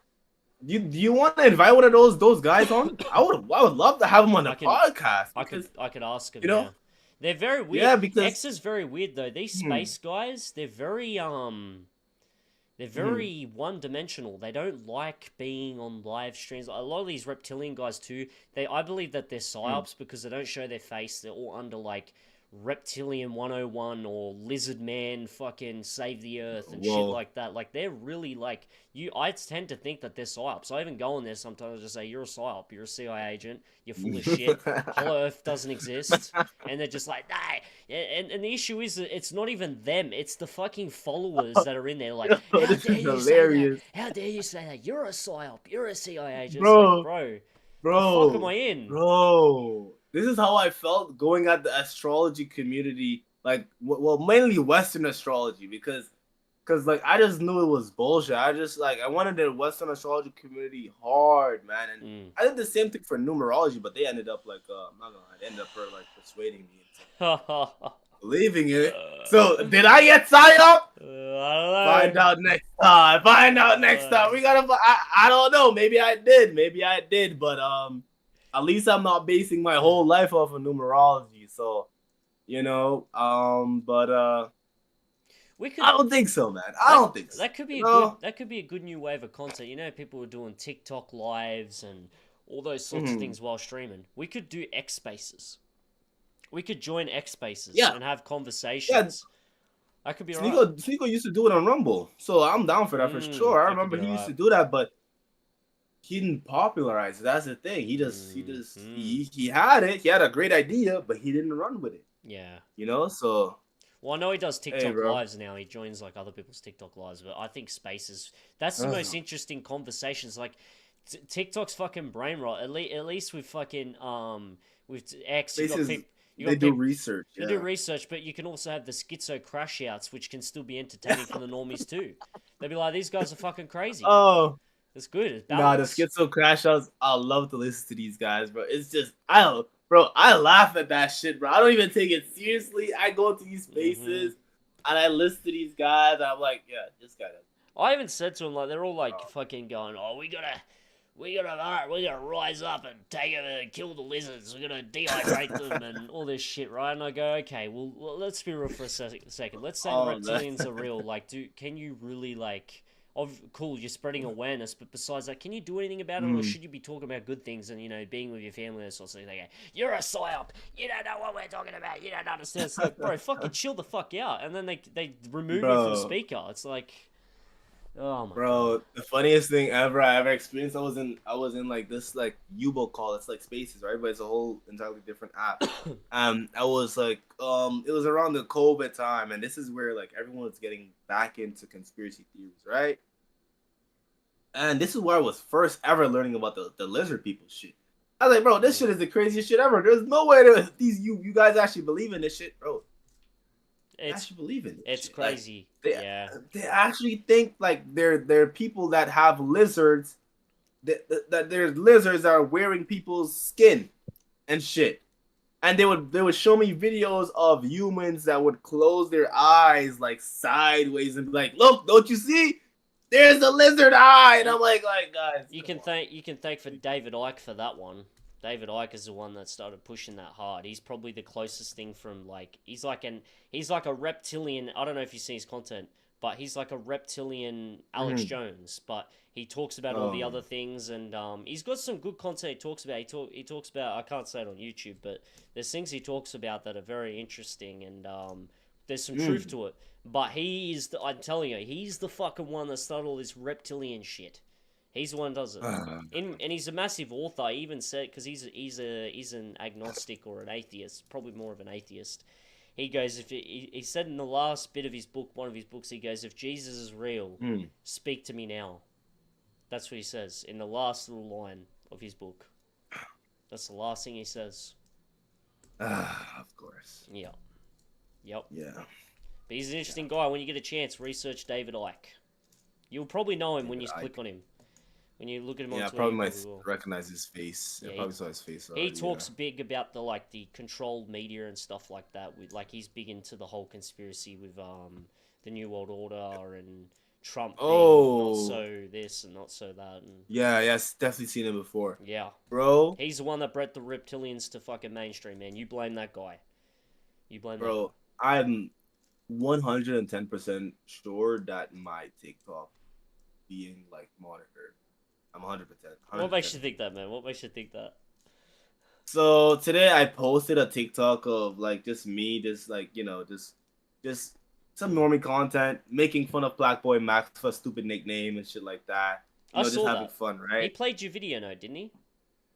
Yeah, he played it. Yeah. And he was reacting to it and shit, right? And I posted it on TikTok, right? And they muted my audio. Oh. Can you tell me where in that audio I said something TOS? The most I said was the N-word, but the N-word isn't TOS if you're black, right? Mm. So I was trying to think, where did I say anything that's TOS? So I was like, okay, that's kind of weird. I appealed it. They disapproved the appeal. And then I said, okay, it is what it is. I'll just go make a more censored version of that clip. It'll be less funny, but at least I could put it up. Bro, then I start scrolling, right? Because it's TikTok. TikTok got me. I'm not going to lie, guys. TikTok got me. I start scrolling. There's literally a guy talking about grape. And he's like, every single sentence has to do with the word grape. And he's not using G. He's not using G. He's calling the word for base what it is. And that video has like upwards of 700K likes. Yeah. So I'm like, bro, listen, to the elites that control TikTok, I am not scared. I'm a force of nature. You cannot stop me. I am doing God's will. Christ is king. You cannot stop me. I will just keep coming. Yeah. Run and hide. Dread it. Destiny still arrives. Destiny still arrives, guys. On TikTok, do you like post a video and you think it gets growth, but then it gets capped as the same amount of views? Do you get that too? Yeah. Bro, let me go read off my stats for you. Let me go read off. It's pretty fucking bad, man. It's I used to do. And good I used to do good on Facebook, and now I don't either. Facebook is just like Instagram's okay, but Facebook, poo, absolute fucking poo. Bro, I swear I get capped at 158 followers, and I get capped at I don't go over like thousands. If I go over 1,000, it has to be like, bro, I swear TikTok controls the type of content you do. It gets this deep because I was talking with some guys that are like pretty close on mastering the algorithm, and they're saying, bro, it's down to the shirt you're wearing, the background, the captions, the hashtags in your bio, bro. They basically take all of that and add it up to a score, and yeah, based off of your score is how well you're gonna do on TikTok, bro. Fuck. Basically, yeah. Like they have like a super algorithm. So what I've realized that is like the clips that I make are like more like kind of like TikTok content and not like stream clips. Yeah. Like they do better. Those clips like bro, they get 6,000, 7,000 views and shit like that. So just me talking to the phone. So I'm thinking I'm just gonna start doing like talking about numerology, occult stuff on my TikTok and see how it does, bro. Like on your phone, not on a stream. Like, not on my phone. Like just like prop my phone up, sit down, and just right. Like, do you think it might be do you think it might be nerfing like clip farming with streaming as well? Do you think that might be a thing as well? They want more like organic content. Yeah, I think that because you know what I think as well. I think they're trying to fight like what we said, the bots, right? Because there's a lot of bots that the people use to like just push the clips out there, like bigger companies, AMP, FaZe, they have a lot of bots pushing their shit. Aiden Ross. I'm sorry, guys. My bad for being a student of the game. My bad for researching, what's really happening behind the scenes because I want to make it. But yeah, there's a lot of that. So yeah, I would say, Bo, I think you should experiment with TikTok as well. If you're getting capped views, try to like do a video of you just like this, and you could just put like, I guess a tier list or like a screen. You know how you can have like that green screen background? You could just easily just put like, okay, Elon Musk tweet, or you could put like let's say I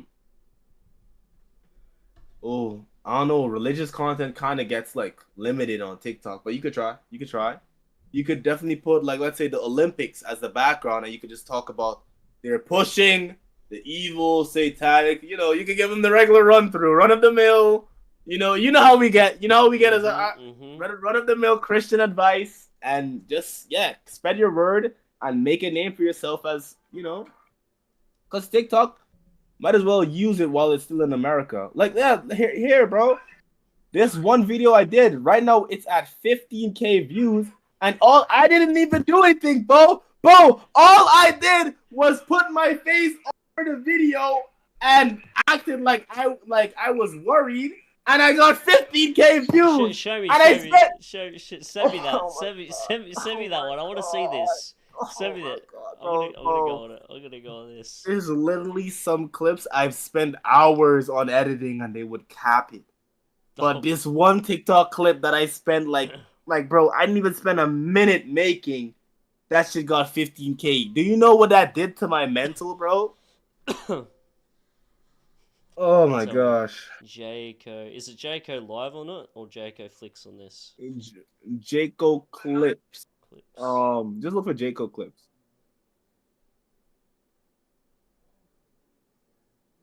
I'm gonna pin it. Let me pin it for you.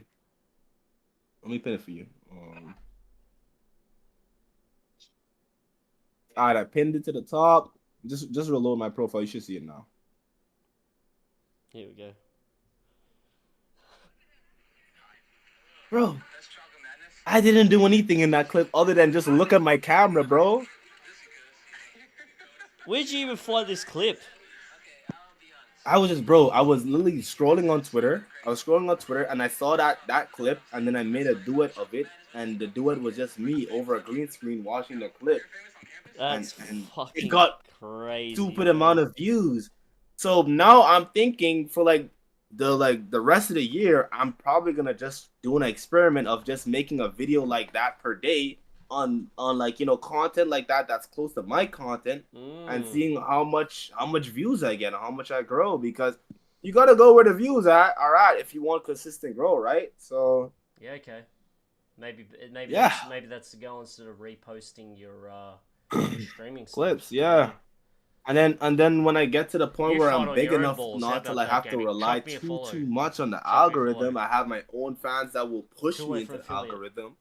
Then I could start, posting what I want. So I'm gonna try to go up through a niche, and then branch out. That's the meta now for you on Twitch is yeah reacting videos of your face not saying anything. Yeah. Didn't even say anything.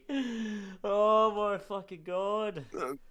Just emotions, I guess. That's all you're gonna see. Just me making different faces, bro. I guess worried face. I guess people are sick of like people when they go on TikTok and stuff, they just want to surf.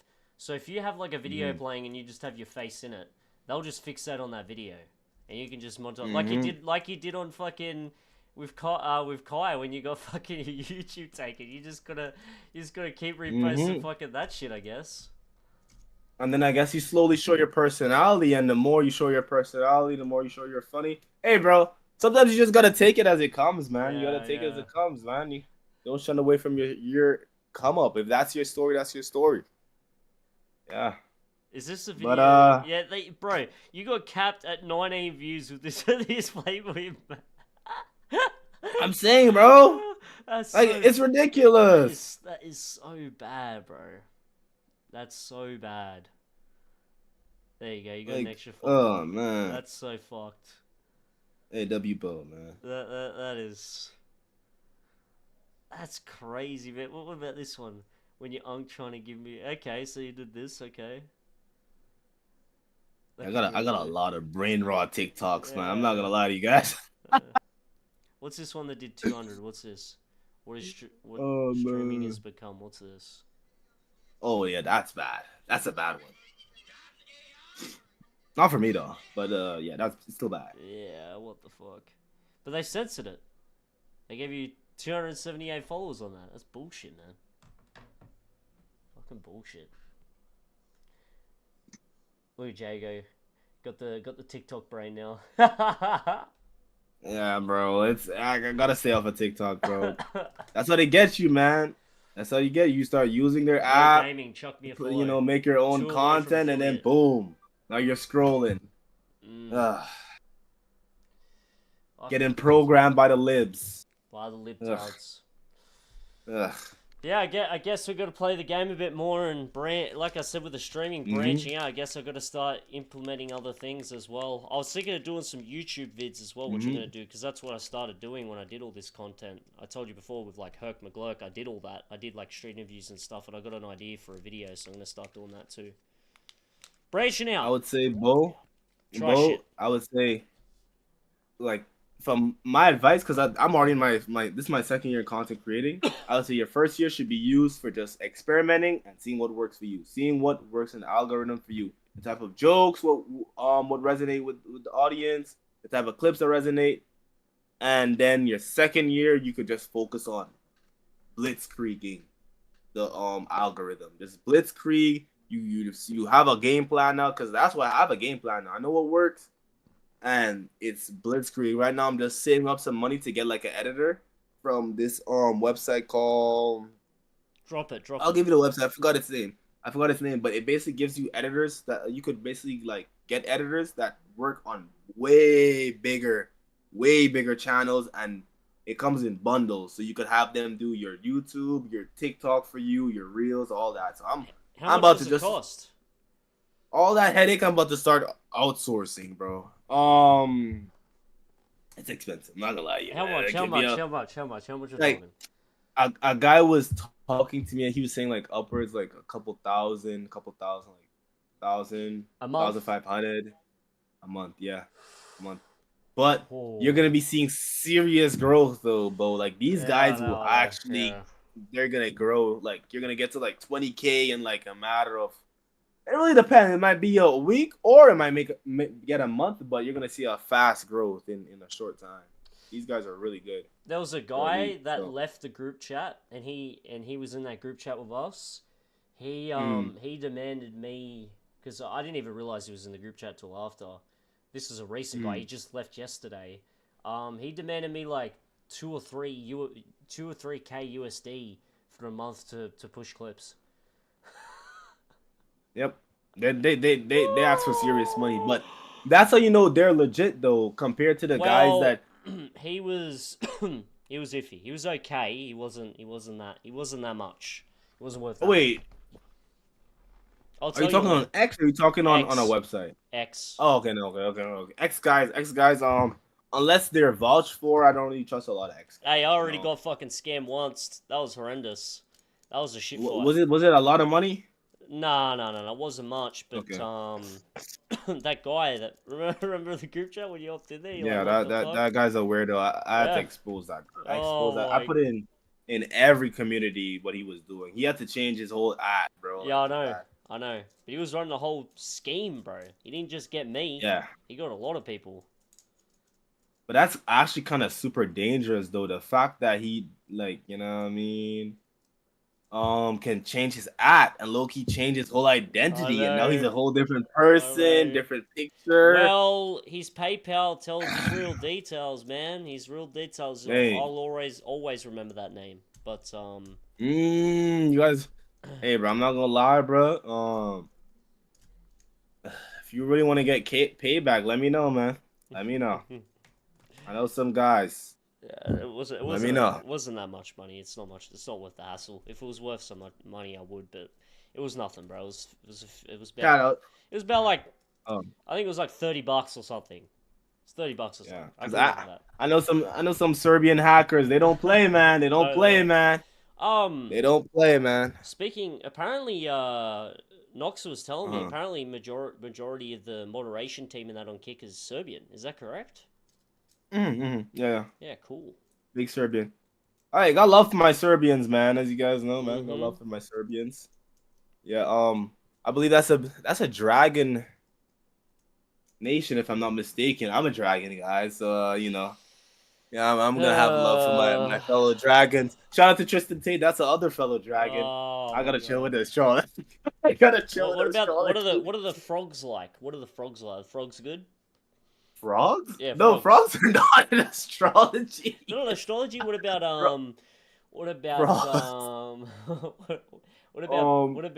what's another weird animal? What about a slug? And that's an insect. No slug. No slug. Snakes. They have snakes, dogs, cats, if I'm not mistaken, horses, tigers, pigs. There's like 12 or 13. 12 or 13 of them. So think of all the Chinese zodiac animals. So like, have you ever watched a show or a story about the zodiac animals or no? I've watched a little bit on it. I've watched a little bit, yes. Okay, well, yeah. I watched a little bit on astrology. They believe. What year are you again? What? What year are you again? 2004, right? Yeah, 2004. So let's see what Bo's zodiac is, guys. Here we go. We're gonna give him a little.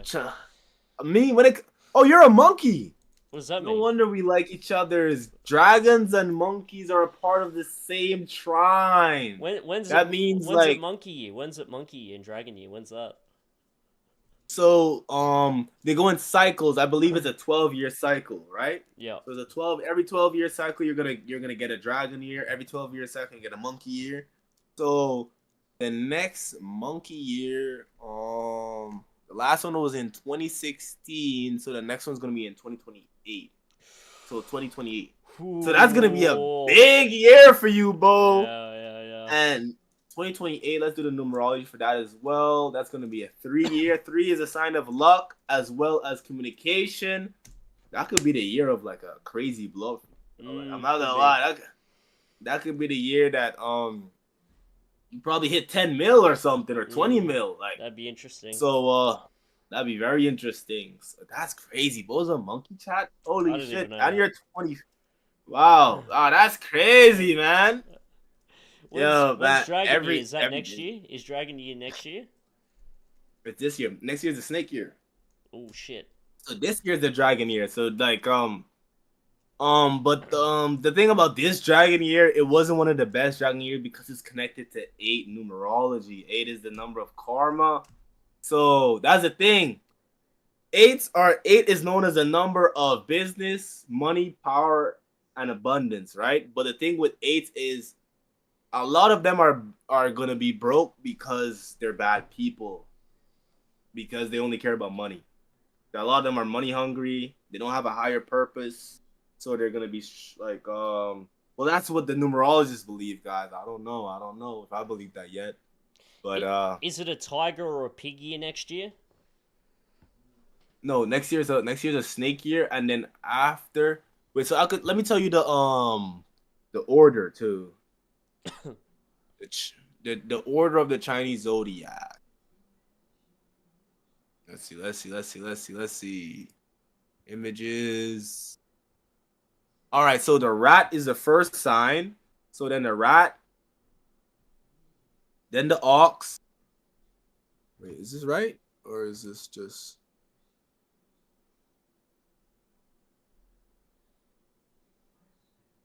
Oh, wait, no. This is a circle. I want it in order. Apparently, the allies is, dragon and a rat. Yeah, dragons and rats. That's your allies. That's your trine.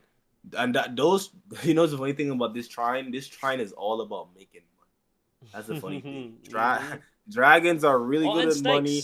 And snakes. Apparently snakes are compatible too. I just had a look at that.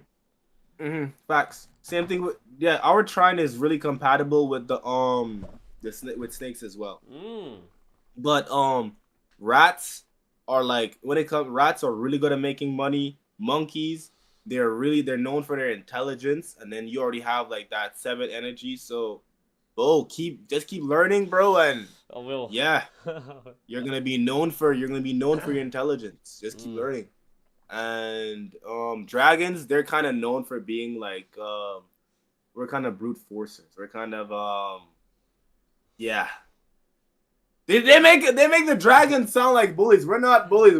We're supposed to be the sexual All right. Hey, bro, guys. I don't look at sex as just a hobby. I look at sex as something special now. I don't. Yes, I'm a changed man. Believe it or not. Until it's Saturdays, then it's a different story. Okay. All right, buddy. But yeah, but the trines are are important because it shows you like the signs that you work the best with. So it's basically saying like, let's say if you're a dragon and you link up with a monkey, there's like it's just basically going off percentage. There's a higher percentage of the relationship being successful for if it's business, or let's say you want to get with a girl that's a monkey, or a girl that's a dragon, or a girl that's a rat, or born in those years. And yeah, like your relationship will tend to do better than if you were to go and get with someone outside of those tribes. You know, but Gary is more into that than that I am. That's why I want to get Gary on this. He's really the OG. Like Gary will really like, because he'll have like the stories from his experience, because he's done a lot of like just cold approaches where he would just walk up to random people and he would just give them breakdowns and blow people's minds. It's kind of crazy, man. So actually, I just thought of something. I'm gonna message you when I'm gonna message you something right now. We'll talk about it later. So just so I remember, this is gonna be great for us. I just thought of something. You just the snake, ox, and rooster is the other trine. The horse, tiger, and dog. The dog and tiger. That's Nico and Zerka right there. They're literally a part of the same trine, guys. That's crazy. No wonder they're such a good duo. Oh, let me stop. Enough of this Chinese zodiacs, guys. Just read the Bible, guys. That's the only book you need, really.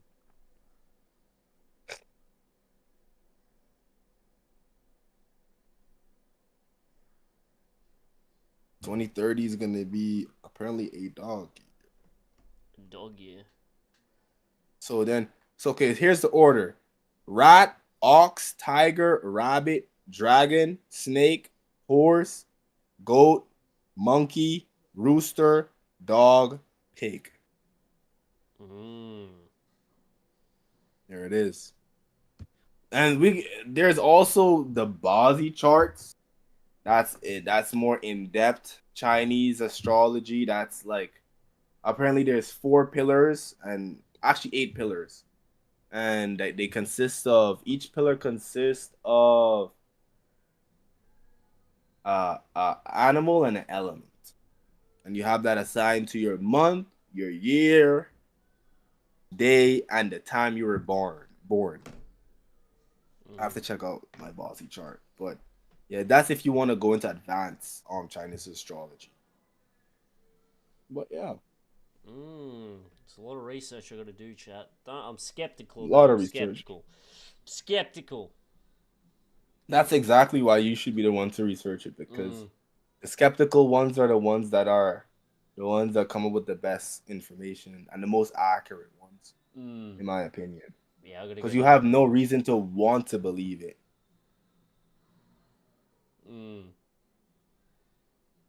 But yeah. Apparently, from a numerologist, I heard that 2026 is going to be a very big year for me, because 2025 may be a big year for you. Why? Why is that? Because you're a 7. You know what I mean? You got that 7 energy. Is that supposed to be a 7 energy year? 2025? The 25 aspect. So, yeah, okay. Some of them just like to look at the last 2 numbers as well too. So for this year, they looked at the 24 for like the 8 year. If you add 8 3 times in a row, you're gonna get 24. Blah blah blah. They looked at it that way. It's a lot of simple ways that numerology works. That just looks like basic math, but when you really think about it, the guys who created this system were the elites. They were. They're the guys who revamped the educational system. I think in the mid 90s or mid 70s, around that time, they revamped the whole educational system and ushered in all their occultic sciences. You guys know that back in the day in school they used to actually teach astrology? You guys know that? They took that subject out. What the fuck? My grandma used to get taught astrology in class. Yeah, she used to get taught astrology. Yeah. So, hey man. Yeah. When she was in England, she said that was I think she was a couple years after the Second World War. Like, yeah, a couple years Mm. after the Second World War, yeah, they were still teaching astrology, but they wouldn't really teach it. They would teach it like as as an art. They would teach it as a art. It was more considered like one of those extra curriculum courses. Something you took for fun. Just to research what other cultures were into and learn about astrology and like how you would learn about our religion in school. That's how they would teach you. So yeah, it was interesting. Mm. Yeah. That's crazy. Did not know that. Mm-hmm. Yep. The more you know, man. What The about more you crystals? know. What's your thoughts on crystals? Crystals, they're devices of magic, I believe. Crystals store energy, but it all has to do with intention. If you don't know that they can store energy and know the purpose of that crystal, then it's just a crystal. It's just a rock. It's just a rock. That's all it is.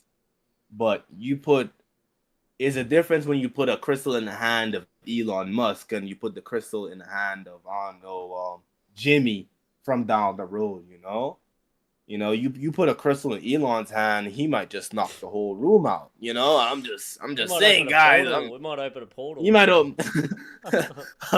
some Rick and Morty shit, man. I'm just saying, bro. So yeah. Didn't the That's how I creator feel of Rick about and Morty that. die? Didn't he die? The writer? Oh, let me check. I'll check right now. Pretty sure he died. I'm pretty sure he died. Rick and Morty. Someone died from Rick and Morty. I remember that. Writers. Oh, there's a couple writers and a couple program creators. Who died from Rick? Here we go. Who died from Rick and Morty? No, not the characters. Yeah, the producer. The producer, J. Michael Mendel. He died. Nice. Nice. I mean, oh wait, that came out wrong, guys. Holy. Let's go. No, not like that. As a nice as in you got the information. Damn, bro. What I'm time definitely is not it? happy that he's. What time Bro, is it's it? like 3 o'clock for me. 3 a.m. It's like 3. Holy Yeah. shit, bro. Shit's crazy. It's 12 a.m. here. 12 a.m. No, it's not. Okay. It's 9 p.m. Oh, that's not even that bad. Holy. 9 p.m. on the 22nd of the 11th. Yeah, I want to start watching some Twitter documentaries because I think you sent me one, right? Did I? A Twitter docu? Did I? Or did I just find one? I think I found one. I found like a whole I think I found like a whole documentary on Twitter, bro. It's crazy. It's like an hour long. And it was like it was really about something important. The thing is, I'm not sure if I think I probably mixed that up with either the profile you sent me or a documentary one of my friends sent me. I see. Maybe. I have to check in my saves, man. But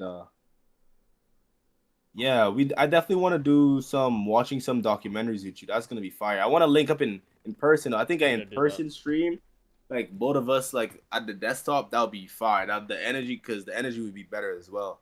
But first is getting a viewership, bro. God damn, we're streaming to barely anyone right now. I want to be streaming to thousands. I know. Fuck! So do you have how big's your community? How many people you think? How big my community is? Yeah. Right now I would judge it off of my Discord. My Discord is it's 250. It's closing in on 300 right now, so it says like 250, 300. And how many people tune in? Is it depending on a time? Is it because of your time zone? Is it So how it was at the start of the year, it was way better. I used to have like way more consistent numbers, but I took like a month break and it fucked up my momentum. And then I went on vacation in August. I fucked up more momentum. So now I have to rebuild. as well as with like all these streamers leaving Kick, most of these guys are starting to delete Kick from their phones and shit, right? Yeah, So I it's know. like I'm losing that as well. So it's looking kind of Memphis bleak right now, man. It's looking kind of Memphis bleak. But if when I was streaming during October, I would average sometimes I would get like 50 guys in here. Sometimes I would get lucky and the algorithm on Kick would push me and I would get like a couple hundred. But now it's like, bro, like I thought it was shadow banners. That's why I told you I had to speak to Kick. I was like, what the fuck is going on, bro? But I try not to like focus too much on the viewers. I just try to make that keep focus on content because when people come in and they see your focus and you're locked in on your content, they're gonna stick around. So that's what got me to even grow in the first place. And do you get do you get much subs? Do people sub to you much? Oh, bro, back in it, bro. I would say, bro, when Aiden was doing his boxing events and his tourneys and shit, for some reason around that time, people just love subbing, man. I don't know, man. I had a guy called Mr. Squirt. I know the name is very interesting. Yeah, it is. But he came in here and he gave me like 50 subs one day. That was so crazy. Like he just dropped 50 subs, bro. It's not even that. Like one of my friends named Kobe. Yeah. Mr. Squirt alone gifted this guy over like I think 700 subs. He was literally putting food on Kobe's table. That's crazy. Like, bro, Kick sold the bag on so much promising streamers, bro. Because I would say, bro, you missed out a little bit on the Kick Underground towards us. Like the start of this year, the Kick Underground was massive, bro. It was huge. There were events every weekend. There was an event to grow yourself. So whether it was an E-Day, whether it was Song Wars, Aux Battle, someone somewhere was hosting an event, you would get to jump in the Discord, meet a bunch of Kick streamers network. I don't know what happened, so that's why but I know I still have some of those friends and some of those guys are going to start like with the events again. So I'm going to keep you guys posted because you guys gotta definitely network and get your name out there. But yeah, man, like Aiden, bro, you guys gotta lock in, bro. Like right now, Kick is relying on the big streamers. What do you think if they leave? What do you think is gonna happen to Kick right now if it keeps going this trajectory? Nothing changes. What do you think is gonna happen? Oh, if they don't change anything, it's gonna die. It's gonna die. Right now, its trajectory is definitely to die. But the thing is, I trust. I don't think Eddie would just like, because I'm looking at him as a businessman. I don't think he would just give up after 1 year of a company like Kick. Like it's only been out for 1 year. He started last year, and the amount of growth he's seen on the platform has been insane. They've gotten over like millions of views. Aiden had over like 500K people in for his like Donald Trump stream and shit like that. So it's just like there's no reason to stop now just because you have like a couple rugged patches. You got to remember, Twitch had the same rough patches for the first 5 years it was starting off. The first 5 years was really like harsh for Twitch, and then they finally got a stable ground, especially when Amazon came in and bought them. Because things were looking really bleak for Twitch until Amazon came in and bought it. So, yeah, Kick already has that billionaire that owns the platform. They just have to keep doing things that will get more viewers to funnel into the platform, man. Really and truly, bro. Yeah, well, that's right. Yeah, it'd be interesting to see. I know they're doing like an Avengers Assemble meeting tomorrow, like live on Kick. Eddie's got XQC, he's got all the big creators on there. He's doing like like I haven't seen that because Eddie does like a weekly stream with like the moderation team or the second in command and a couple creators and that. I haven't seen that many creators on a fucking stream with Eddie in my life, so be interested to see what they say. They clearly got something planned. They got to fucking do something. Hey, bro. They got to do something, man. I saw XQC on that panel. I'm like, bro, I'm praying for the first time in my life for XQC to play hardball with someone. XQC, I wonder if he do will. not hold back. Ask the real questions, bro. Because I know he's the type of guy that will actually ask the real questions. Ask the real questions, bro. Like, especially the same for Trainwrecks as well. I see Train is up on there. Yeah. We need you guys to ask the real questions because it's hard for us smaller creators to get our voice out there, though, Eddie, man. You know? Mm-hmm. Yeah. Well, man, I think I'm gonna end it here. I'm a bit burnt out. I've streamed for a total of 5 hours now. So. Yeah. How long you All streamed right, for? bro. 7. I've had it for Holy 7. shit! Shit's crazy. 7. I gotta start earlier, man. I Oh, started man. too late, but that's alright. I'm looking forward to your first ever 24-hour, man. I remember Yeah. my first ever 24-hour. When did you do that? I remember my first ever subathon. That was crazy. I'm close. My as soon first as, ever I, as 24. soon as I hit 75, I'm doing the subathon straight away. Okay, that's what I did. I did that same thing Straight for away. hitting my The day. affiliate. I did like a 24-hour. Man, that was kind of brutal, man. Like, Did you stay holy. up or did you sleep?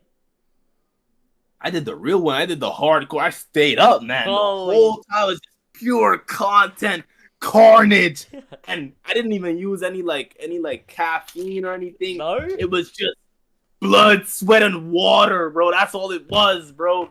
Blood, sweat, and water, man. I was really out here grinding. And then I remember my subathon. I had my subathon in the month of June. It went on for like 2 weeks. Went on for 2 weeks. 2 Yeah, weeks okay. of just non-stop streaming. It was but subathons are they're good, man. I made a lot of money off of that stuff. Yeah, I gotta get into that cash money. Yeah, And what about I saw a Twitch too, man. You made affiliate. So what's happening with that? What are you doing there, man? Are you gonna do a trail living and just say, "See you guys, see us." I'm thinking about for Twitch, I want to try the method you did and I might just interview some bigger Twitch creators. Yeah. But nice. other than that, I'm just gonna Twitch is gonna be my platform to do safe content on, like So what's safe content to non-bannable you? content. So to me, safe content is like just reacting Gaming? to regular videos, gaming, topics that aren't too out there. You know what I'm saying? We don't want to scare the Twitch normie guys, because as soon as we start talking about adrenochrome, they're gonna whoa and aliens and oh man, it's gonna they might just ban me for hate speech as soon as I start talking about aliens and stuff, man. So I might just give Twitch the Sneeko treatment, because it's still the bigger platform. You gotta give it that respect, So yeah, you don't want to throw that away, that option away. Do you think it's a good? But you gotta be careful. Because I want to start I want to start gaming and all that. So I might. You should. Because like I said, man, I'm just branching out. I used to stream on X. I used to get a fair bit of viewership on there. That's what got me some viewership on Rumble, was streaming to X and getting them to come to Rumble. So I think I'm gonna start streaming on X and do some normie content. Produce more YouTube. Just keep pushing it. Bless you. Okay. Bless you, brother. Thank you, man. But yeah. But like you said, I don't think you should go back to X. I think you should go back to X, but have them now funnel into your kick. Yeah, 100%. Yeah, that's what you should do, bro. Yeah. I'm still gonna. I'll start with the X, because I'm gonna start with X. Are you? Sorry about that. Yeah, I'm gonna start with streaming on X because I want to test it out. I might stream on there for a month just to see what it's like, what the viewers is like. And if I'm pulling good viewership, because I see guys pulling thousands, bro, and I wonder if it's botted though. I wonder if they're getting much traction back. That's what I'm curious to see, because I got a couple, but majority of them were I don't know, man. It's weird on X. You get all this viewership, but who the fuck are they? Is the viewership just click? Because I don't know the interface. Is it with X? Is it if they just click on your stream, they count as a viewer as long as they're on the app, or do they have to be actually on that stream? Because you can view it clicking on it properly. You can view it from viewing outwards, on the as you're scrolling. There's a lot of I don't know, man. It's weird. Nah, that's a good point, because with some of these platforms, you could just click on a live once and then go about your day, and it's your view still counts, So yeah, that's what I mean. Yeah. A good point. That's a good point. Probably just ask them. I'll just go ask them in the sports how it works. I gotta get in these They're support. not lying to me. I gotta get these support chats. I'd never thought to do that. That's a good fucking idea. Out to the big dogs, man. Make sure you have guys on your side on the inside. It's gonna do like wonders for the long run. Alrighty, let's But, do like. What were you gonna say? I was gonna just say like the wrap up. I was about to wrap up. Yeah, What I'll you say say? the same thing. Are you gonna continue streaming? Yeah. Or you're gonna? Nah, I'm super tired, bro. I'm about to go to sleep. I was gassing super out too, bro. I mean, you done 7 hours, but fuck, Look at that, chat. What's the time for you? Right now it's 3:03 a.m. It's 9:03 p.m. Okay, great. All right, good. All right, bet. Bro, this was a great talk. We had like a 3-hour talk. That was a good talk. Man. This is bigger than our podcast, man. Facts. This is like a mega cast. This is like a mega cast, man.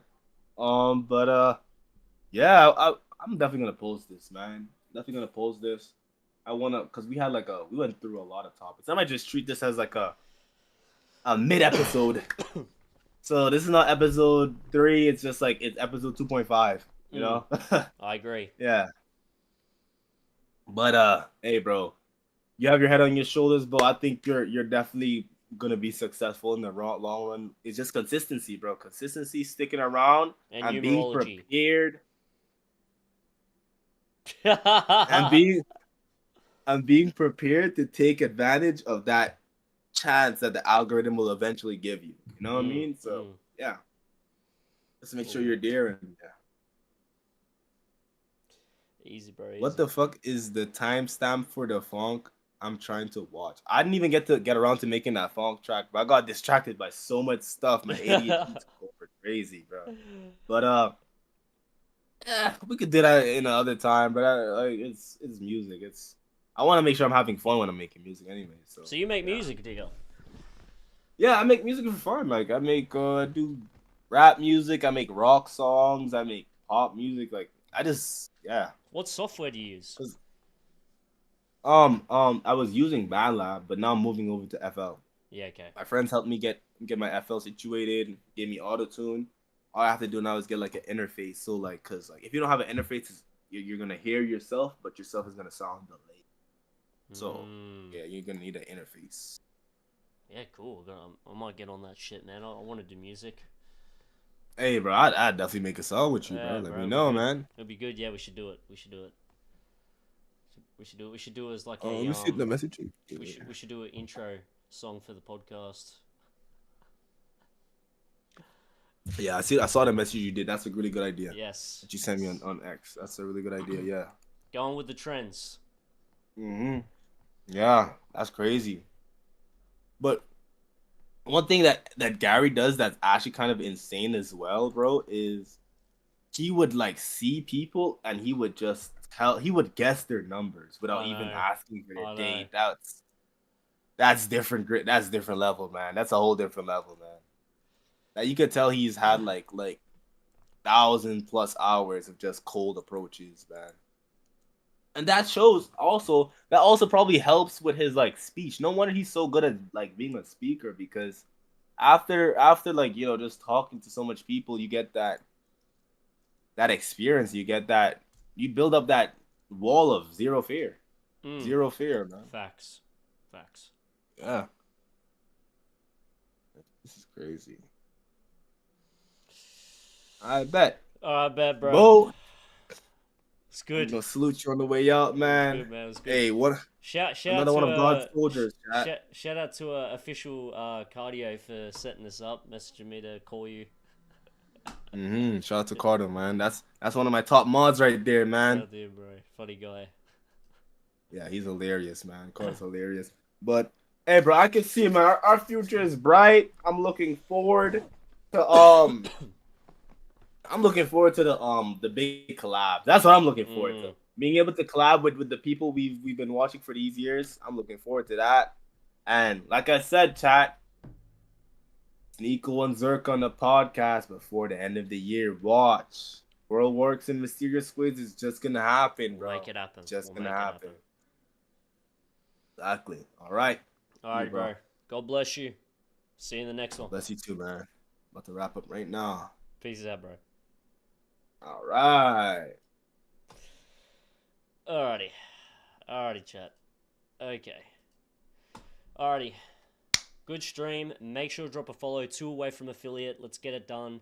I love you guys. God bless you all. And yeah, I'll see you in the next one. Peace out. I'll probably be live maybe Sunday, if not Sunday.